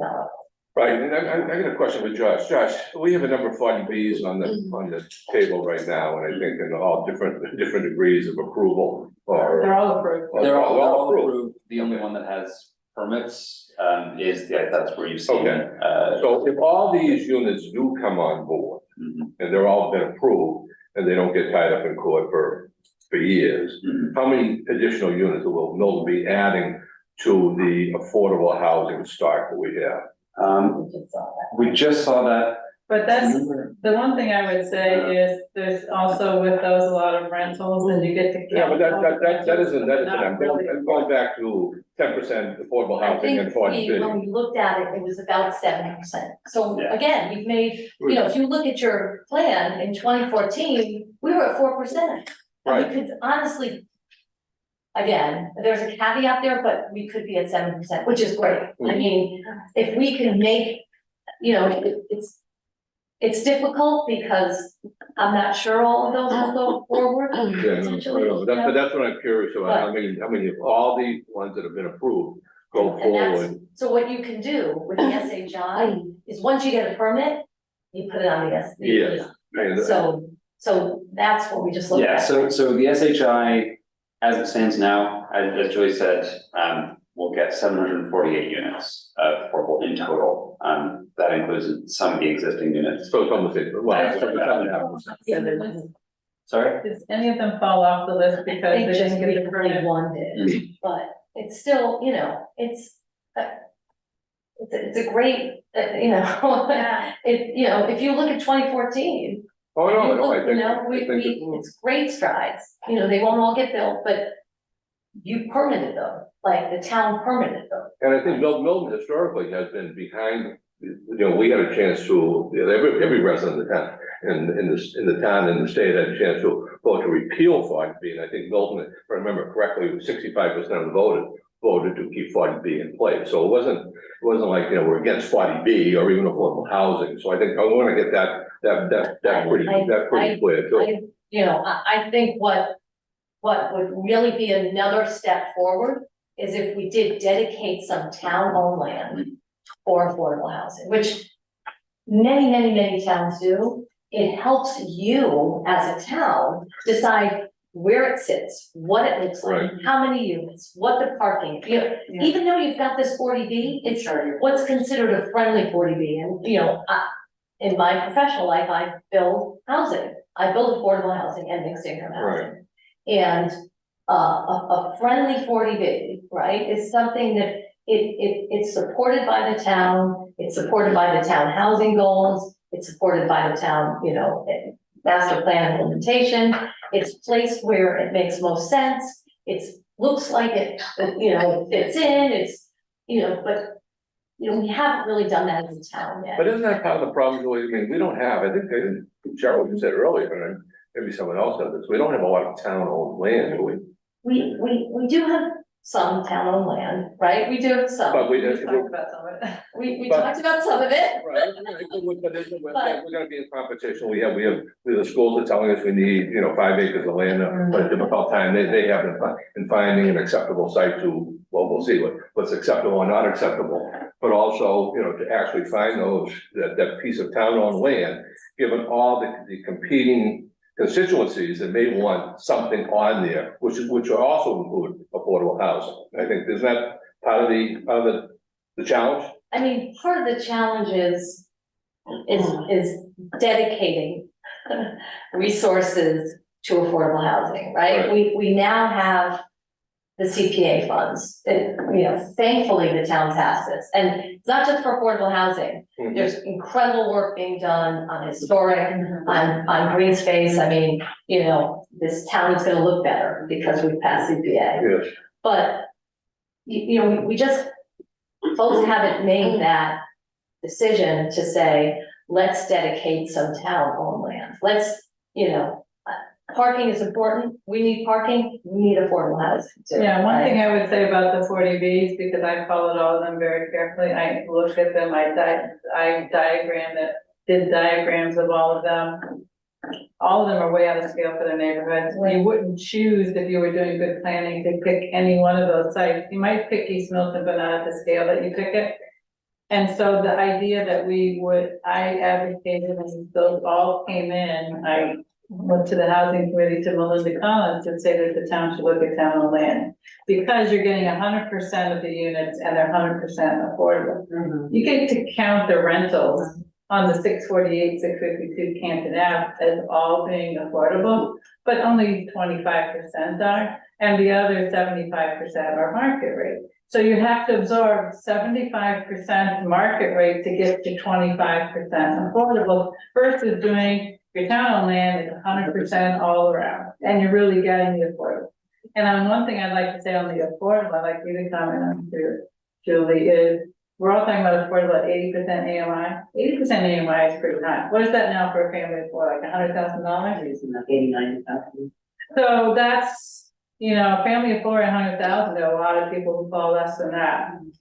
And we're not building anything for 70%, 60, 50, 30% AMI. This is where, if the town did it, the town could do something that gets even lower. Yeah, and you can have a lot to say on how it looks. I mean, I don't want to, drive that point home too far, because, everything has a cost to it, right? But if you had some land dedicated for that purpose, then the cost of that land can get rolled into the design, it can get rolled into how it functions, it doesn't have to be as dense, it doesn't, so there are ways to get housing here that really it becomes a town asset, right? And not a 40B, master developer who, doesn't. Decisions for the community. And the design, there's no control over the design, so you say, like, you get to decide how it's gonna fit in. with the 40B, none of them fit in, if you followed any of them, because Oh, they, yeah, I the mean, I think developers. we all have, I don't think there's anything anybody's oblivious to what's going on, and what Yeah, happened, and well, why you it thought happened. it's gonna be We're just surprising. saying, this is what it is, but in terms of what you were saying, you know, the way, we didn't make the rules, if it's rental housing and 25% is affordable, and the rest is market rate, right? It's all counted towards our AMI, is that Yes, correct? absolutely. Okay, so I think that's, it's. I think there's a question of whether you want to meet your subsidized housing inventory, or whether you want to provide housing that's truly affordable. Right, That's and whether the you want to difference be between proactive. capital A and. Well, one of the questions we asked when we had, there was another group in here, and I asked, I said, you know, they were talking about one of their major threats, and it was a good conversation, was affordable housing. And I asked the question, is 10%, is that an acceptable number for a town like Milton? And I'm not sure I received an answer. What would you, you're in this business, Julian, I appreciate your passion and your expertise, but also you're in the business. What do you think a town like Milton, and you live in Milton, so what do you think the town of Milton should have in terms of affordable housing? So I think 10% is a great goal. What's happening with these 40Bs is we're not really getting 10%, right? So that, in that 10%, we're getting 5, not even, you know, because you're building 75% of the units as non-affordable. You know, I mean, again, it's A, affordable, and, you know, capital A and little a. I mean, I am a supporter of all housing. I'm a supporter of all housing. Right. It's what we all need to live and survive and grow our families and commit to a community, right? So multifamily housing, I'll still support it. I'm not happy with how the 40Bs played out. I'm the one that like knocked on the door of Cliff Bomer, who is, you know, represented the town on a lot of those 40Bs. Because I said, Cliff, we need help here, like, you know, and thankfully, you know, you folks hired him because he helped to drive the density down a little bit and really think, you know, more about how it works within the community. But you know, if we just sit our hands and say, oh, the market will figure it out, well, the market's not gonna figure out what, no, it hasn't, it can't do it. I mean, you know, and so if a town commits land, any shape, size, or form, right? And say, we're behind affordable, 100% affordable housing at this location, and this is why. So, Julie, on that note, you know, sometimes two families come up for sale. I know that there's a lot of market competition, because somebody might want to convert that to condo. But there are times when something comes up for tax, foreclosure, or some other, can CPC funds, I know these are small again, but if, you said 16 was good, right? So if we can pick up a couple of you that way, is that something that would make sense for CPC funds or town funds or other? Yeah. 100%. And, you know, the other thing I will say about some of these two families, and, you know, I know the ADU didn't go over well, but if you go down, I always forget, is it Randolph or it's Randolph, right? There are some two families, right, along the Turner's Pond, right, that back up to Turner's Pond. And there's, you know, you can't, sorry, I know, I've lived here 23 years and I still. Not on Turner. Although I live around the court, but, you know, there's some two families there that were converted at one point, I think, to a single. Now they're converting them to twos because people are living in less. I mean, maybe not in Milton, but there is a movement to live in less. And they're building a third behind it because they had the zoning to be able to do that. If you know, we can do some more of those, so they still fit. I mean, I don't know if folks know the one, it's like dark gray now. It's got a unit in the back. I don't know where that is. I would like to know where that is. It's beautiful. Yeah, it's gorgeous, Okay. like amazing. If you could Yeah, figure out some definitely, I can send it to you. turn. I actually pulled it into a project I'm working on down on the Cape. Because it you know, it had a driveway, it had a backyard, right? Well, it's got Turner's Pond. So you know what, Julie, this is, tomorrow night, you know, we're having, planning board meetings with our consultants, and we're talking about, the districts, and one of the things that I've been doing, and I'm planning to talk about tomorrow night, a lot of analysis of existing trying to pick different conditions throughout the Yeah. district. And just analyze what's there, how big is it, how much land is it taking up, how many, you know, the parameters that we put into zoning, like, how much is open space, how much is floor area, how much of it is lot coverage and so forth. And, you know, if we're looking at very small kind of opportunities for, multifamily in that area, we're talking about maybe 3 or 4 units, not like the bigger ones. But this idea that, there's already one there Yeah. happening Yeah. could be a really good example. Yeah. You know, like, this is what we're talking about, or the potential. It's a lot less scary than talking about 1,000 units or 2,461 units, if somebody can visualize Yeah. how this might work someplace. So if you, Yeah, and Get then that the beauty over. about Zoom, right? Yeah. Not Zoom, sorry, Google Maps, is you can slide it and it can show you what it looked like 2 years ago.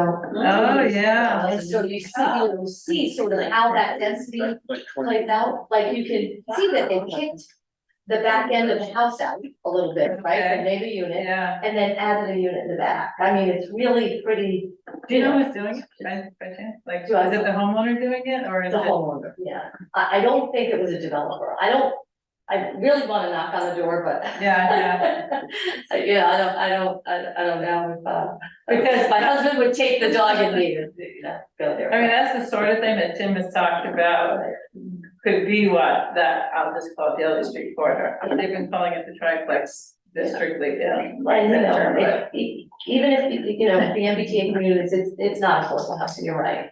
I wish it were more, but it's not, I know, I and mean, I'll be that's, happy, that's one of these, it's one of those yeah. awkward discussions you have with people is about, it's not, it's, you can have some questions about the MBTA district as it's set out right now and how Milton participates and be for affordable housing. They're not mutually exclusive. No, they're not at all. All right, and people shouldn't think that if someone takes a house and sells it to someone or develops it into a 3-family house, there's gonna be any affordable units in that either, right? So I think that's something that people have to understand as we're having this awkward dance sometimes, you know, Well, the I debate. think you have to think a little bit too about what the sale price might be. I mean, I've spoken to Steve Connolly a few times about Henry's, and I think their sales are going slower than they anticipated.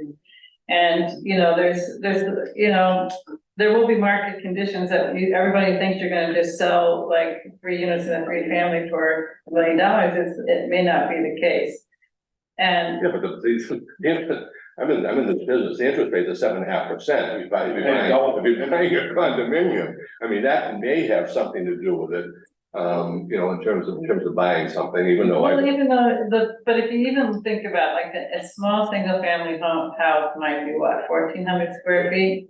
And if you're designing something that's going to be a mix of unit types, you might be looking at something that's 850 square feet or 750 square feet and hits a different market. And so, you know, while it might not be a capital A affordable, it might sell for something more like 600. And that could be more affordable to someone than $1.1 million.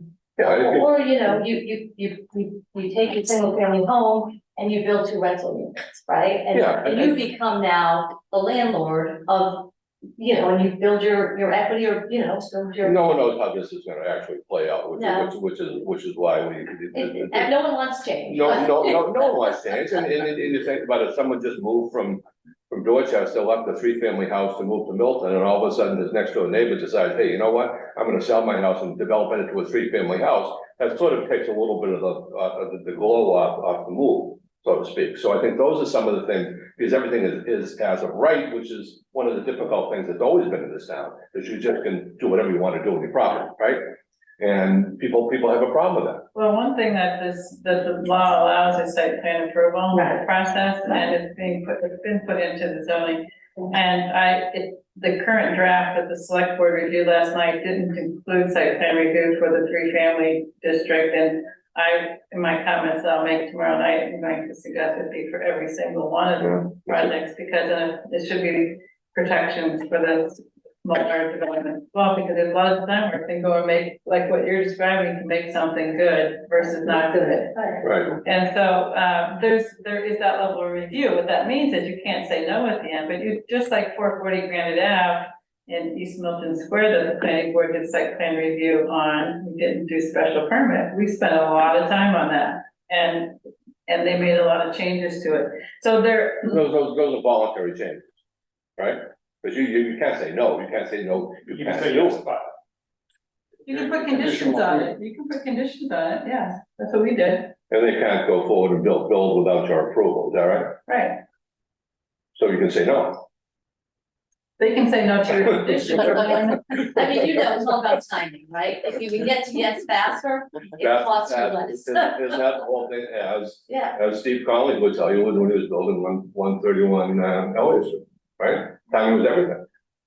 Delay and delay and delay. That's right, you know, you missed the market, how many times, David, how many times have we seen this? When you miss the market, you miss the market, we missed it. right? Well, he started 12 years ago, so. I know, I'm not sure, I'm not trying to like, yeah, they're beautiful units. No, There's it's- 4 affordable units in those, in that, they're beautiful units. They're big units. They're, you know, DHCD again, pushed back a little bit on it because they're in a stack. So it's a stack, they're all there's 1 2-bedroom and the rest are 1-bedrooms, and yet the rest of them are 2-bedrooms, so, but. So in this MBTA draft, that's changed. So it'll be more like where communities where I've worked in, where you have, the percentage has to match the percentage. So if you've got 10 1-beds and 10 2-beds, then you're going to And have I think that's 50, all 50 you on your that's one, enough to 2 ask. I mean, I supported the, the, whatever it was called, the LIF or whatever, the AU to, to town, because I said, I want those units. They're gonna be the nicest homeownership affordable units in Milton. They were well equipped, all the finishes were the same. There wasn't, laminate countertop there and, so, it's all just to say that we made some great strides. I just think if there was a little deeper focus on purely 100% affordable units, we wouldn't have the target on our back like we have right now. Right. We have, I agree. that target was so big, and you could hear them running to Milton to do these 40Bs. Well, this committee though, came up with a pretty large list of properties that our town owned, Yeah. that we did some hypothetical. Yeah, we did analysis, we Analysis. picked them, yeah. I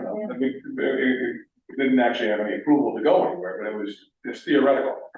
But with really, it was trying to help the housing committee at that time, and then with the housing production plan goals of trying to build some on the town owned property.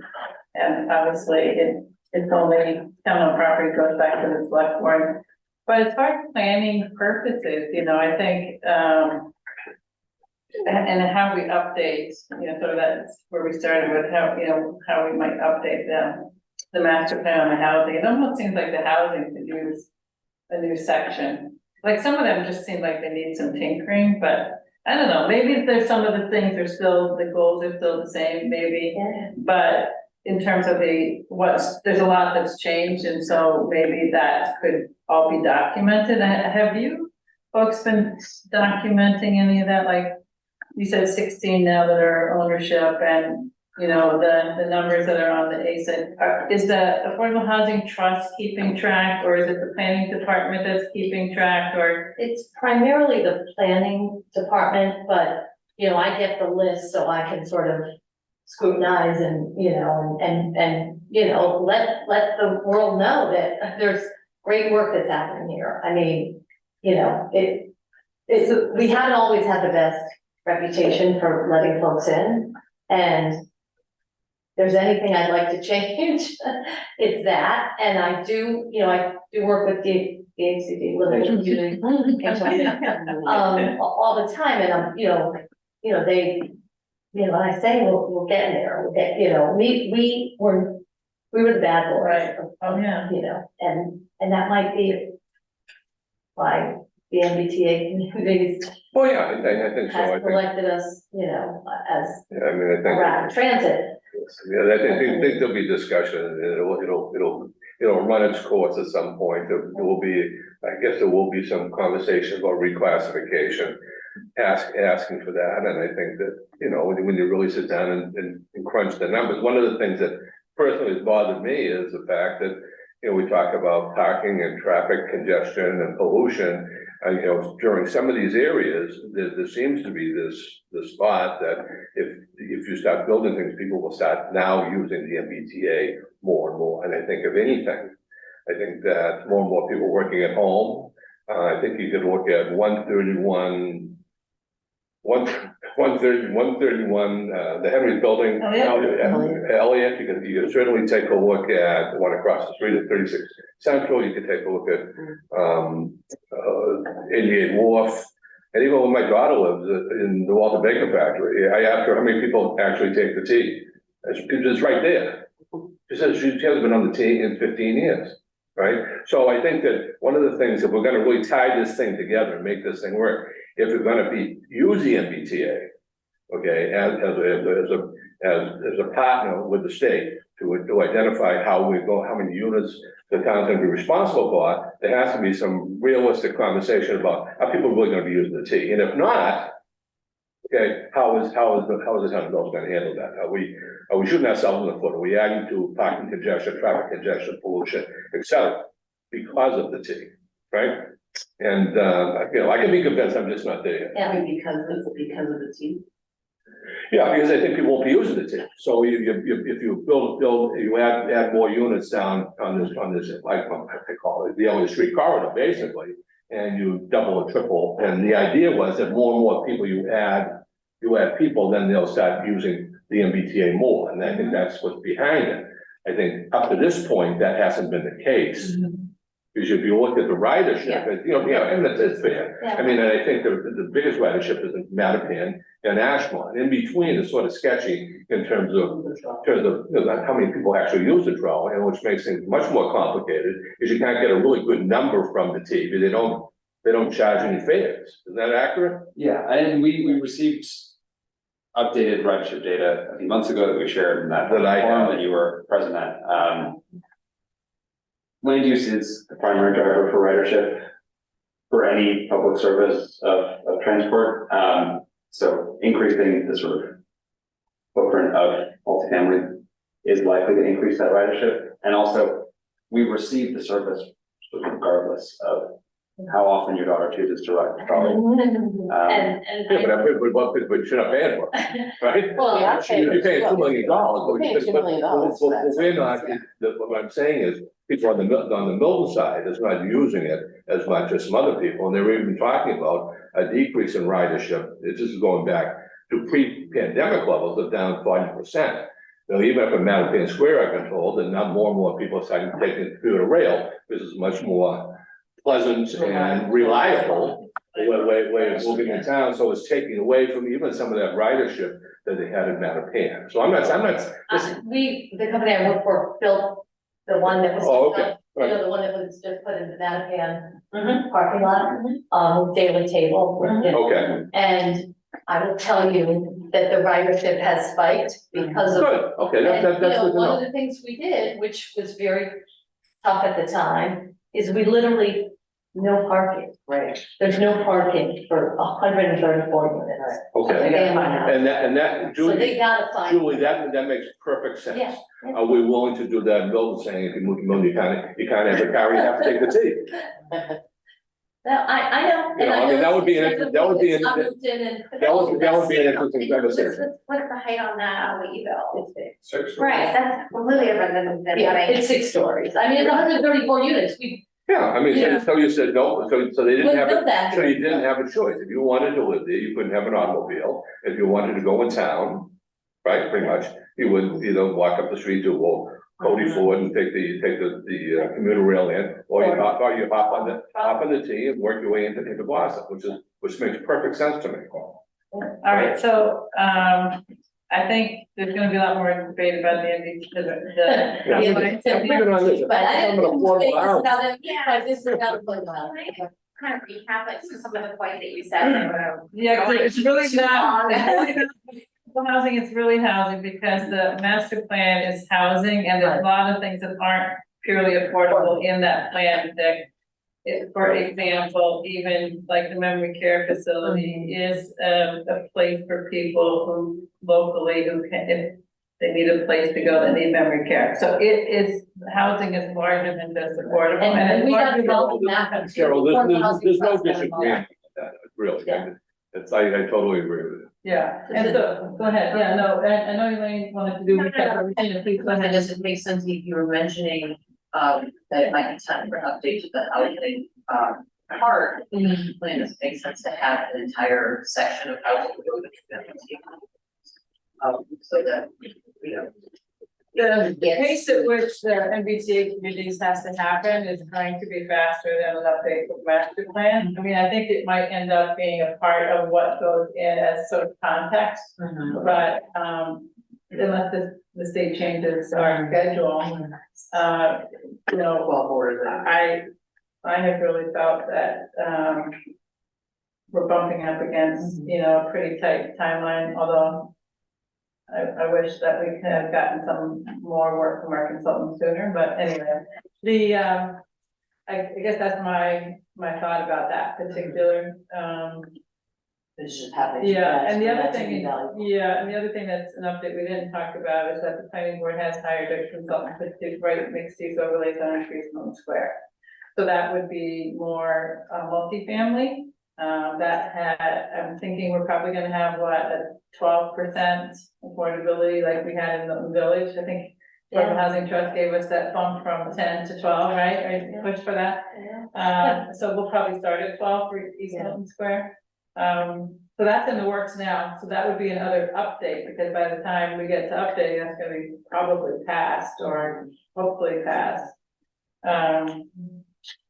But some of these other things, like, other strategies that were, I know, in the housing production plan, might have helped with some of the 40Bs with like condo conversion. Because right now you can have a large house and you can convert it to condos, but only if it's on 10 acres of land. So 582 Blue Hill Ave, the 40B there, that was 11,000 square foot house on what, like 5 acres? 4.5. So it didn't qualify. So somebody else might have chosen to buy that and not do a 40B.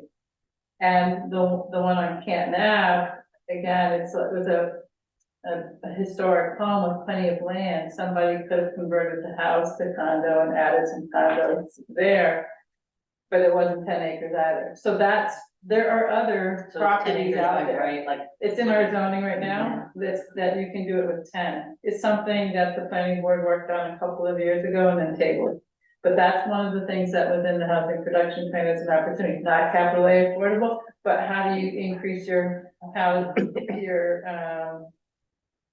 diversity in your housing stock? Because the one that people always use as an example is the Burr Estate, which is near you, right? Maxine? Yeah, And there's some units I think were added there from the original house, I'm not. but they're capped out, Yeah. it's in their deed, you Right. cannot do anymore. Right, and it's. Yeah. And that's. Back anyway. But if they had wanted to at one point go, and add on a couple of units, and because it's in their deed, they are not able to. And there was a property on 332 Brush Hill Road that was Brushwood. Brushwood, Brushwood. It's Brush Hill Road, but it was. Yeah, but it's not Brushwood. It's called Brushwood, yeah, I Yeah. mean, it came to the planning board because they added 3 units there, 3 single families. It was when I first went on the board, so it was a while ago now, but again, that's multiple units on a property. So there are other ways to add some housing that might not, be 40B. That was, in terms of a strategy, and then, the ADU was one of the other ones, that was a strategy that was suggested, but. Have you seen the conversion from single family on Granite Place at the end for luxury condos? I'm just curious. No, I haven't seen it. Yeah, I live on that street, so it's interesting to see. Have you seen that? No, I haven't. Yeah, Granite. Granite Place, all the way at the end. I think it started as a 2-family. There's 4 units. Really? Yeah. It just looked like a haunted house from. But they were nice people. And There's they're- just not- Exactly, they're like. Yeah. There's a lot more 2 families in Milton than you would guess. There's 4 on there's that 4 condos, but there's 4 additional on the one street with about 30 houses. We wouldn't know, I'm hoping. No, and we've had it mapped by Ellen Bishop in the GIS department, and there's a lot more, there's hundreds of properties like that. Yeah, and well, they've been converted to condos, so you're losing those rental Mhm. units. They're using the rentals, we don't have, You know, I mean, if you can sell a condo and not have to be a landlord. right, Is that something that we should look at, or you know, we should look at is, you know, because I think, from my understanding, and correct me if I'm wrong, a lot of those two families exist in certain parts of Milton, like they're really concentrated in certain areas, so is there something that we should maybe include in the master plan is, I don't know how you fix that, but, maybe. I mean, that was sort of, I think I it think comes why down the to the ADU, right, issue. got shut down, because people didn't wanna live in a multifamily zone, you know, like everyone felt like, oh, with an ADU, then every lot's multifamily. Right. You know, so it got really, that got a lot of bad press, you know, and, you know, there are states now where it says a right. Connecticut, New Hampshire, you know, Vermont's getting close, you know, so maybe. Well, you can do it down the Cape right now, ADU. Yeah, and then there was a lot Right, of towns on the Cape that All don't. that Barnstable, I don't think you can do Yeah, some towns you Well, can't. mostly, well, I'm thinking about Barnstable, that's what I meant, but There are some, and Connecticut's everywhere, like every, California, but, yeah, and New Hampshire, it. I talked to Steve O'Donnell about I don't think it. the historic I don't think nature of the town and character, et cetera, you know, going towards my, That's the way. he got on this roll about, you know, my neighbor up on Brush Hill Road has the 10 acres. And the mansion, which is in terrible shape, but, you know, could be multifamily, and then the barn, which could be multifamily, and then the antique house, the old house in Milton. You know, who's gonna move it? It's expensive to move, it probably fall apart if you try to move it, but if you know, renovate it in place, that could be maybe not an ADU, but a separate condominium on site, freestanding condominium. And there's a lot of ways to do that. He said, without the ADUs, without, you know, condominiumization of large estates, it's probably not gonna happen. But I think if you went after this toward, the goal with maybe a preservation or character portion of it, because he said, we can't do it, we prohibit demolition for 2 years, but after that, it's out of our hands. Right. What do you do? Cheryl, why, going back, why did the planning board walk away from taking a look at the 10 acre condominium, not prohibition, but zoning down to 5? I mean, you know, they're going way back when the Burr estate was originally put in there, the way it was set up was that it had to be for every unit, you needed 1 acre, then plus 2 at the end. So if you look at the Burr estate, it's like 24 acres, you have 22 units, right? And so that's why the HOA is like, you know, $1,500 a month, you know, yeah, so it's it's, like I guess, like if you have a large house on 3 acres or 4.5, like 11,000 square foot house, let's just say that we're 10 units. You know, 4.5 acres, your numbers there wouldn't make that one work, right? So you'd have to have a lot less. yeah, you couldn't do it. You'd have to have a lot less land per unit to make it work. on a small- 5 acres would seem, I guess, would be reasonable, so it's certainly more reasonable than 10 acres. Well, the one thing I would say is if you look at, you know, a lot of the large, there are a lot of large homes on smallish lots because they were subdivided probably over time. But even look at the properties on Pleasant Street that are, you probably, you know, the new development, the Right, 5 houses. Right, I know exactly what Those are huge houses on small lots. So I think, And the women's, you know, the women's club. yeah. Right. those are Yeah, Big exactly. houses on. Yeah, but go to Brooklyn, go to Cambridge, you know, I mean, Yeah. you'll see some massive homes on Fairwood, the street, Barely- Rattle barely Street, walk and, between the houses. you know, it's- Right, so it's that, 10 feet so around. the point is that you could put more units on some of these properties without having it be a subdivision, because the subdivision requires the roadway with the turnaround and other things. So it's this idea that you can have multiple buildings on a parcel without having frontage for each one of them. That's a zoning impediment right now. And the conversion on a building, anything less than 10 acres is prohibited in the zoning now too. So I guess what I'm saying is those were strategies that were outlined in the housing production plan. And I know the housing production plan borrows some from the master plan too, so it's probably in there too. But these are things that could be said, you know, in the update, yet, yeah, please pick them back up, because there are actually some good ideas there that could use some follow-up. So Dick, to your point about how did the planning board drop it? Well, I'm it's just like asking, why can't, I mean, if the planning board, right, pretty much writes the zoning, right, is that correct? You write zoning? No. Well, we just do each. Is that a trick question? Is that a trick question? No, I mean, you propose zoning to be written by someone else, I guess that's what I'm saying. I'm saying, why not go back now and just go back and It's take just the that. bandwidth of the board, really, you know, What's that? the bandwidth, how many things we can work on. Because we do project review as well, like we just got the memory care facility resubmitted as a new application. I've got a notebook this thick and a roll of drawings this thick to read it. And when we get those projects, all I'm saying is this bandwidth of the board, you know, there's only, so right now the bandwidth of the board really is dedicated to the MBTA communities on zoning.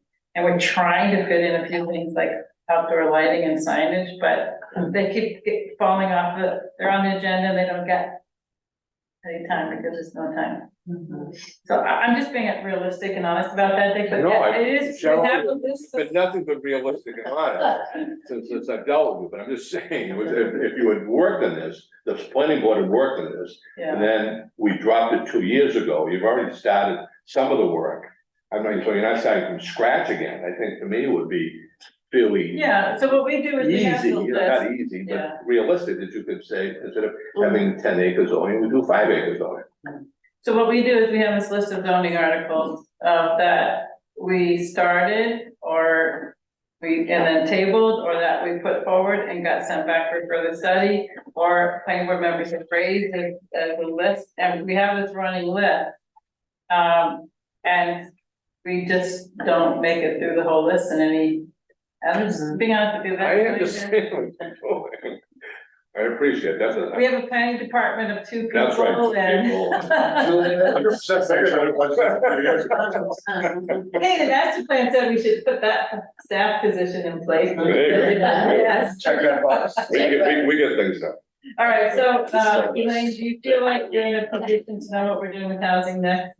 Yeah, I mean, I don't think all the houses, but I think we have some really good feedback, you know, just homeownership affordable within, you know, included in the development, keeping the 15% elderly, I think was a suggestion you had, what else, dedicated town-owned land, even though there's not an excess of it, you know, as for affordable housing and, take, you know, whatever efforts that we can do to take control back from 40B and kind of get ahead of it so that we can control the, what we feel of, you know, growth of the One of the things housing. you're pointing out though about the affordable, and I think it's really important to, you know, we're aiming for the capital A affordable in the one box, but then it seems like there's, you know, there needs to be but we need to be also thinking about affordable in general across the board, even if it doesn't qualify for the state standard of affordable. But it does help us as a town so that you've got a mix. Right. Because otherwise you end up with those designated units, and then the rest of them are luxury units in order to afford that. And the only way to break that bond or that difficult financial issue would be if the town donates the land to the cause. Now you can say, all right, we have a little extra money, we can make them all a little more affordable, and then some really affordable. Yeah, and, you know, what, we see a lot of towns, you know, even if it's not a huge parcel, right? Like, bring us a proposal for how you would, you know, make those units, you know, come on the SHI. I mean, homeownership affordable is really hard. That's why those units that we have, that's like gold. Because there's really no subsidy at the state for homeownership. You would think there would be, Just and I don't do homeownership, so, you know, I'm the wrong person to talk to, but, you know, to me, that would feel a little less intimidating to the town if they were homeownership, affordable homeownership, right? Like, that is so needed, that is good for everyone. And what's amazing, I don't know if I remember 100% correctly, but I did ask the accountant this, I said, what's the difference between your sale price on your affordable units and your market? The $500,000 difference in sale price. $250,000 for affordable unit at 131 LA versus $750 for market rate. Same. That's a little just average, Same, like, you know, I they're mean, not- you know, the 2-bedroom only has 1 full bath. Again, I'm not gonna cry in my soup, but it's an affordable housing unit, it looks the same, you would never know unless you looked, you know, that was an affordable unit, so. So in that kind of development, when you're putting inclusionary zoning in, you said 4 units there, so that costs the developer $2 million. And that $2 million is made up in the sale price of the 30 other And density 32 that you the allow, density, you know. And that's the same kind of math that gets put into the 40Bs, because there's no public funding that goes into those, it's all private. The only way they're making that difference between their market rate and their affordable is through the cost on the market rate, which is coming through the density. But they get double, right? He only had to do 10%. Yeah, right. And before the fee section, 20%, so that's why it grows, and that's why. Right. Right. You know, but, you know, we're just a little more proactive, you know, not to put you on the spot anymore, but, you know, and planning and implementation committee, I mean, I think these small steps, they just have such a huge impact, I mean, not just in your town, but how you are perceived in the world of, you know, housing and community development. And we just sat on the back seat for so many years, and it's just a shame because, you know, we never had money, we never had CPA, so we never had a real way to sort of justify some of this. But I think if we set aside some units, if we made some, you know, the 5-acre thing, I mean, that's a great way to keep housing, you know, attainable to, you know, when I first came to Milton, I looked at the borough estate. I mean, I was like, wow, might be the only way I get into this town. Mhm. And I came here because I love the location, you know, love the schools.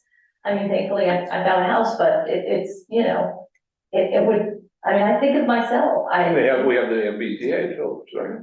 yeah, and we would have the MBTA, exactly, I could get to work, you know. Eventually. Use a bike. Yeah, but you know, I think of myself, I think of me coming into the town, wanting to live here. And going to the borough estate, and at that time, I know it sounds crazy, but there was a unit there for $250,000. Yeah. And I was like, I mean, I came here 24 years ago, but that was a way for me to get in. And then, you know, instead I borrowed money from my family to buy a home, you know, like. I know that there are people that I know in town who started by buying a 2-family, Yeah, renting out 1 unit. I mean, They that's sold the another 2-family and bought, or they kept it and rented it out and bought a single when they, you know, they did this 20, 30 years ago. And that's the whole thing about 2 families and 3 families, is that they were either extended family or a way for somebody to get a start. They would rent out and they're using their rental to pay their mortgage, you know, and there's. or the front and back units, you Right. know, like you have, you know, you're able to keep your mom close, or you know, your kids would not in your house, but, you know, in another unit. I mean, it's just, we don't have that product here, really.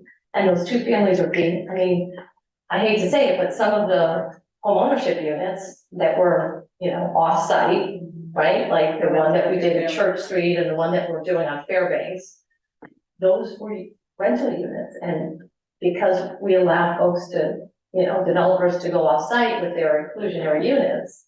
We're not doing that anymore on the planning board, right, zoning. You know, as much as I applaud homeownership units and they're hard to do, I mean, you know, they both took rental units Right. off the That rental. were reasonably affordable That on were one side reasonably and made them affordable. totally affordable on the sales side. Right, They didn't, and right, like, you know, you again. didn't gain. Right, you didn't gain, you didn't lose necessarily, but you didn't gain. Like, that's the idea of inclusionary units, is you're gaining, Right, you know, units, so. well, at 10%, you're just keeping treading water with us. I mean, I'd be happy with treading water.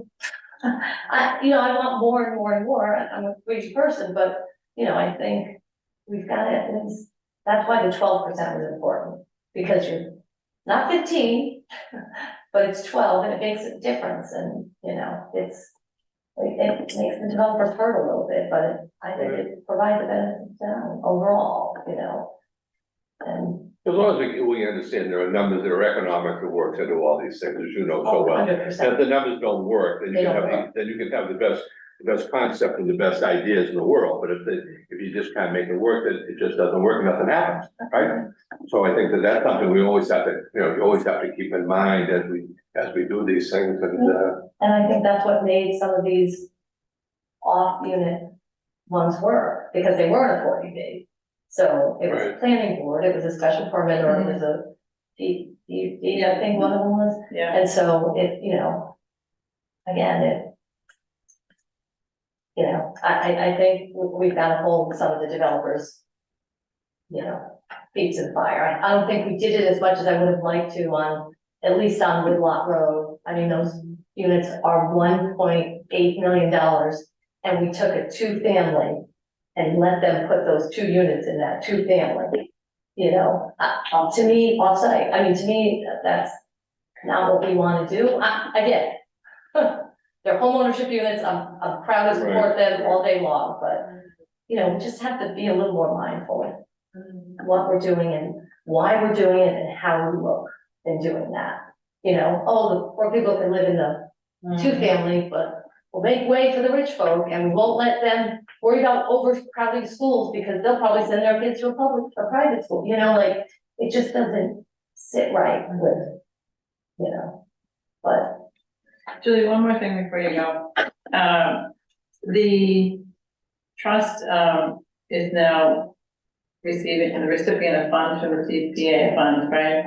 And if you develop like a plan for what you're going to do with those funds, because maybe that's something that could be helpful to kind of think about or include in the update, Yeah, I think it would be really helpful to include it, also so it's in writing, like, someone might pick up the, master Yeah. plan, maybe not pick up an affordable housing document, but, you know, some of the plan, you know, what we hope to do, and I think it's an important way to show production is, you know, everyone knows this, I think, it's, the statute is only 10, 10, and 10. So at a bare minimum, 10% of the CPA funds every year have to go to affordable, right? to historic, and to, green space.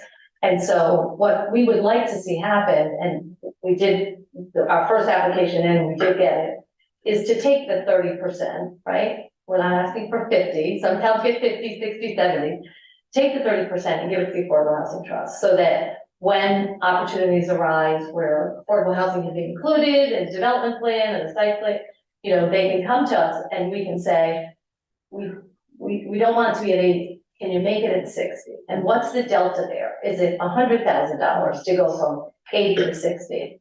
And, you know, in some cases it's density and also AMI, right? If you target 80% AMI, you know, as it's pointed out, that's a family that's making $100,000 a year, right? Like, can we drop it to 60? Can we drop it to 50? And we'll make up the difference. Like the Affordable Housing Trust can, you know, benefit you know, lower income by, you know, and then it's restricted, and then it's got a lien on, you know, it's got an affordable housing lien on it. It feels like it's not lost because we funded it, and, you know, we have the right to make sure they're, you know, abiding by, you know, the reporting necessary to keep it affordable. So, you know, developers don't come to Affordable Housing Trust unless there's money in there, because then they know, oh, if I have to request those funds, it might take a whole nother cycle for the CPA funds to get into there. And we can't forward come in unless, you know, we agree to, you know, all the bonding conditions. So, Julie, what's the involvement of the Milton Housing Authority?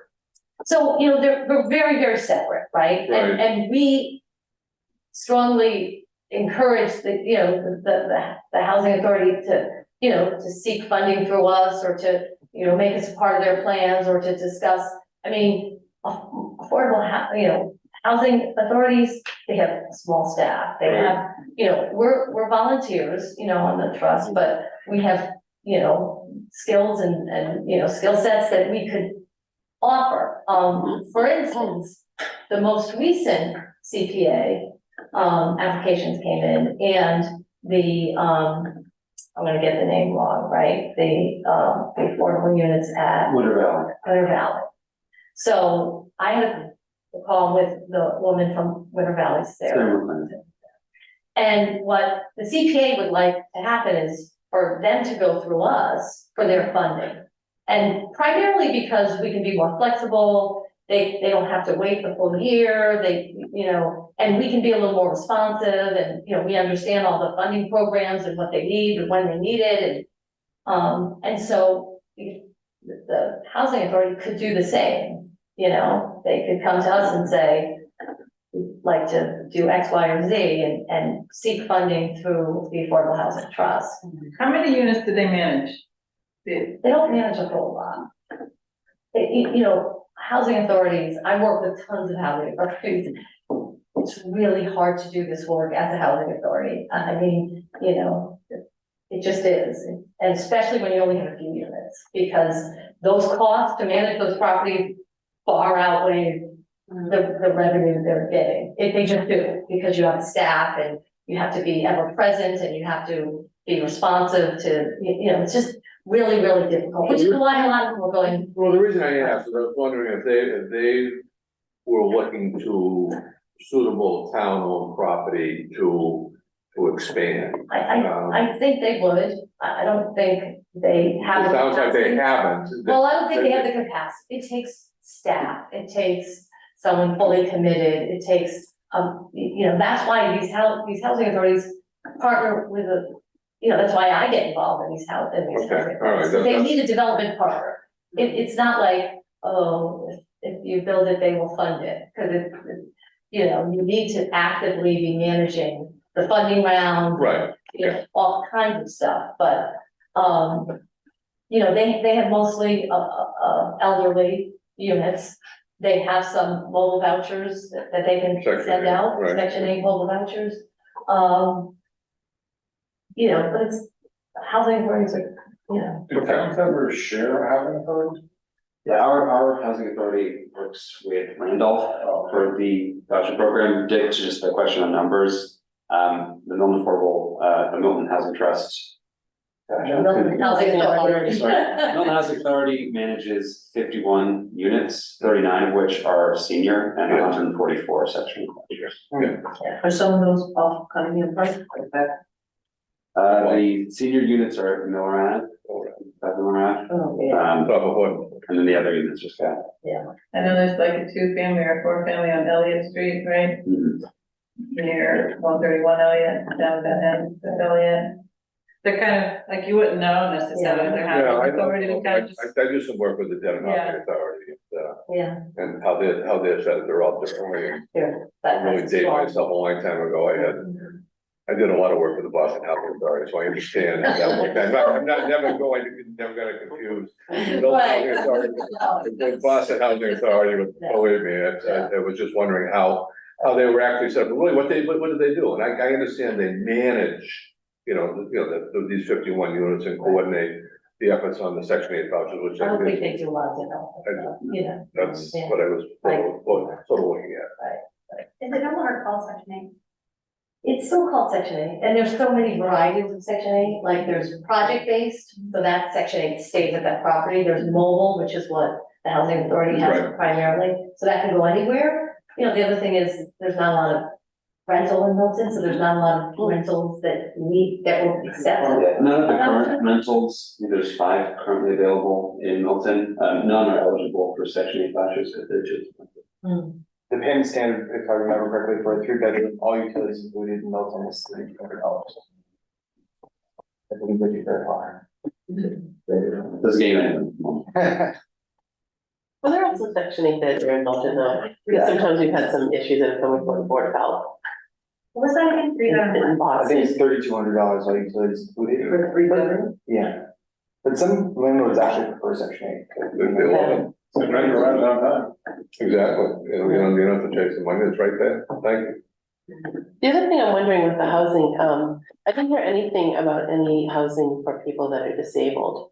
We So have, is that in, We is that do in the have- we plan? have some in town. Yeah, How some of much the more do we recent have? ones built for Department of, social services and, you know, some group home units. We have. One up on, Great, great one. Right, I know about that one, but I'm And then thinking in the other terms of these, you know, newer things that are going on, is that in our master plan? Is what I'm You know, it asking. is, you guys asked for 10% versus the law requires 5% of, Mhm. you know, if you're building multi-family housing, 5%. And the plan says that you really would aim for 10% to be fully ADA. You know, there's adaptable and then there's fully ADA. Adaptable, you know, you just pull the stove out, put, you know, make it work, but fully ADA means it's set up. the threshold and everything to the width and ramp. Water doors. Well, you get into multifamily, 12 units, and you have to have it be able to be made into affordable, I mean, into acceptable, yeah, the adaptable. And, ADA compliant. you know, there's definitely a different, size requirements for bathrooms and kitchens and doorways and hallways and, yeah. You know, sometimes 3 families, only the ground floor, if you're lucky, right, can be ADA. So that's why there's that 12, you know, like the 3 families, you don't have to do it.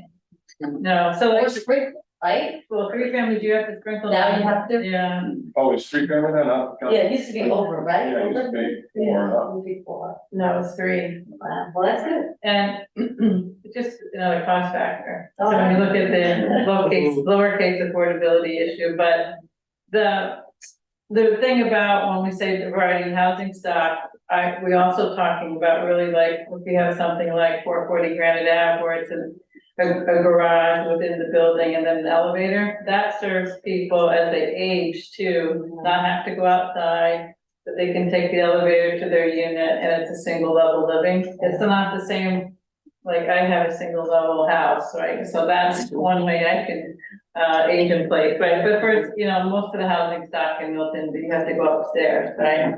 So, I know that in my office, we've had clients who said that's been a very desirable feature in their developments. Is that they could go right in from their parking spaces below ground into the elevator up to their unit. And that's served the disability person as well, Yeah, right? for sure. So like, you know, I served on the warrant committee with a gentleman who was in a wheelchair who he also drove a vehicle, a van that was adapted for him, and he lived in 88 Wharf.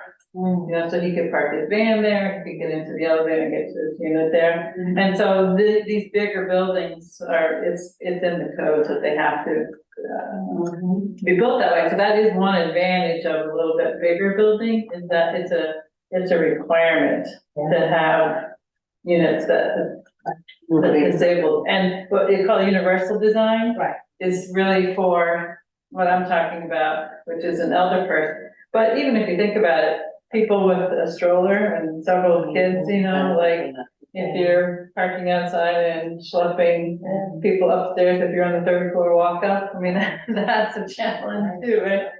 Anyway, Yeah. so. I mean, these mega mansions are being built with elevators.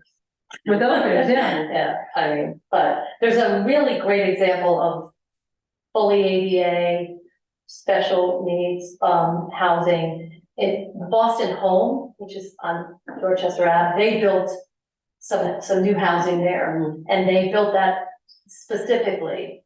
The problem sometimes is if you use federal funds, you have to have fair housing, right? And so you can't discriminate against able-bodied people, right? So, you know, it's the opposite, but they had a lot of fundraising and they were able to do that. And so those are all folks who were, you know, they need wider corridors. It cost a lot of money to build those units, but they're amazing units and it's a really great facility there. But another demographic, I think that may have been talked about is veterans housing.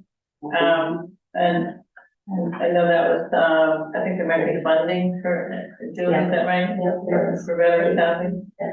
So that just again, kind of, when we talk about diversity of housing, this means diversity, all of these things are part of that, right? For sure.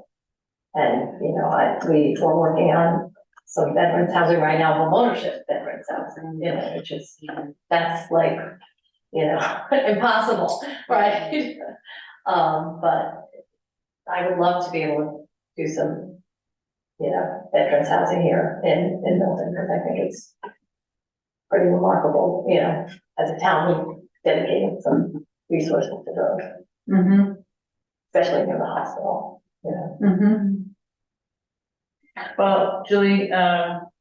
it's 9:30 and I really we appreciate all of your time. I'm glad to be here. insight, So thank you. Yeah. Very interesting. And, as we follow up on our next steps, hopefully we can give you a call and if we have any questions. But if you don't mind sending over to us. No, I will send you Yeah, that. okay. I actually have it sort of in a form I can just pass it off to you, because I used it on another presentation, so. Great. Okay, thank you. Good luck, Thanks, Joe. good luck, but hopefully you don't have to do the whole thing all of it. No. No one wants that. Thank you. Bye-bye. Okay. So like how the progress are we making? Yeah, I think one of the items in the master plan was the housing production plan, and that was achieved, and, you know, it was. And homeownership. Homeownership, yeah. It was a I think big- it's big important, steps. that was one of the things, a number of people I talked to said, what have we done? Well, it's great. Nobody whips out a master plan. Oh, sure. Unless you're a developer and you're trying to figure out how am I gonna check all these boxes. And generally, I mean, it does sit on a shelf, and I think it's important to make sure that those that do go to it say, oh, look, this is where we've come from. And maybe the master plan is actually thinner than it was because it accomplished a lot. I think one of the, we've got a spreadsheet, but to think about how we kind of take that information and put it into something distillable as a, kind of a document that's easily read and digested, right, is gonna be something to think about for another night. Could, and like, as if we look to do this update, could we, is it crazy to put in some sort of update for each one and just say like, since 2014, like a paragraph of some of the accomplishments? Yeah, so, the thing is about an update, I mean, we're really like charged with the monitoring the implementation. So how far we document what an update would be, it's, I think, we have to look at our charge. But I do think, Master plan committee. yeah, but I do think what we would do though, we definitely document what's been accomplished. And we can take the feedback that we've heard and what we've learned all of our experience over the years is what still, are some things that could, more work could be done on. And then we could say, then turn that over and say, we think a limited update to the plan in these areas is warranted. And then we could either say it's worth a new committee, or we could ask for a revision or an amendment to our charge to do it ourselves. But it would take an amendment to our charge at town meeting, because this committee was formed by a vote on. And it would probably first would go to the select board, the planning board, say, would you support this? So our updates, well, our report would first go to the select board and the planning board, and then to town meeting. And then whatever our recommendation is, if it's to have a separate committee or to change our charge, we would put that in our report. So that's where we need to be in like a year. If we're on our 10-year mark. And, so in terms of the next subject is October. I know we scheduled for economic development and Warren's working on that and he'll be ready for us. I will be ready. in Yeah, October. yeah. And then, Have a, You secret, can't wait. cannot wait, you have to hold your excitement.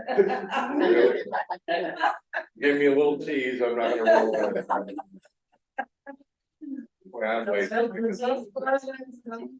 No, we all knew Julia's coming, come on, you can say who's coming, right?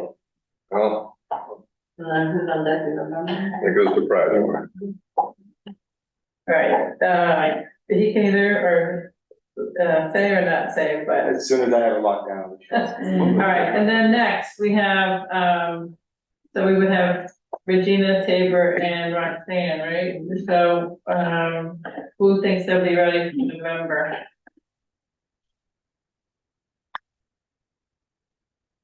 You want to rock, paper, scissors? I could give it a shot. Okay, November what?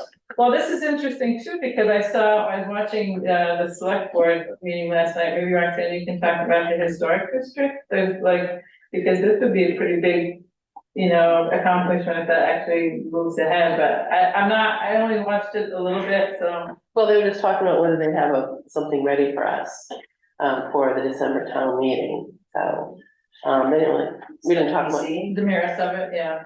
yeah. So maybe what, Tabor could suggest reaching out to the chair of that committee. Larry Law. Larry Lawford? Oh, I did. Oh, you did already, okay. Yeah, they have a final proposal. I don't know, it's hard to find phone numbers, so he was on LinkedIn, but I know not read LinkedIn, well. His email signature has a little picture of himself with his phone number, I'll forward it to you. Oh, that'd be great. So maybe, do you think that you would want to invite Stephen O'Donnell or? Well, super Okay, charged up about doing it, he says. okay. He says, I know I'm all about the history, but it's, your character is really what I wanna go after, character, Yeah. so. Historical Commission Chair, yeah. Yeah, All right, so do you want to reach out to him and to invite? Yeah, do we have a date for, Oh, November? let's look at that, because we have Thanksgiving in November. So. Yeah, I may not be around later on in November. But 6th. What? What are we doing, 16, 1, 2, 3, the 6th would be 3 weeks, the 13th. I one sec, I just realized I don't have the 16th in my. All right, I would say, yeah, 13th, so that would be the week before Thanksgiving. Yeah. Does that work for folks? It works, I will probably have to do remote just because I'm trying to get here. Before Thanksgiving. That's okay. I'm do my grandparenting thing. I'll wait till the 13th, you would. want I don't to know, we do don't that? have flights and the baby's not gonna be born until. Oh. 23rd. Well, we don't put you on in November, No, you if show you're going to visit your new grandbaby, so. why don't we- Well, I'm supposed to be doing it over Thanksgiving. Okay, But it could be hybrid. yeah, we're always hybrid, so, I'm sorry, I'm gonna be quiet. well, we could do I don't know. November 6th if you want, since it's a month. Time difference. Oh, you're gonna be there on the 13th? I don't know, I don't think so, Back our finished Hawaii. the UK, but I'm not so sure, so let's just say the 13th. Right, 13th. All right, we can put it in for the 13th at the moment.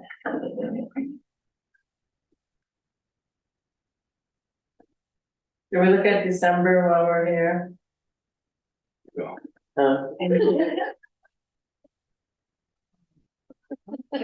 Yeah, December 4th, special town meeting. Are we required to do, in-person meetings, or could we make these winter months?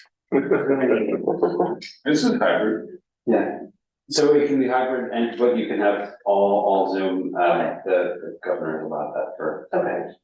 How about December 11th? December 4th is the timing.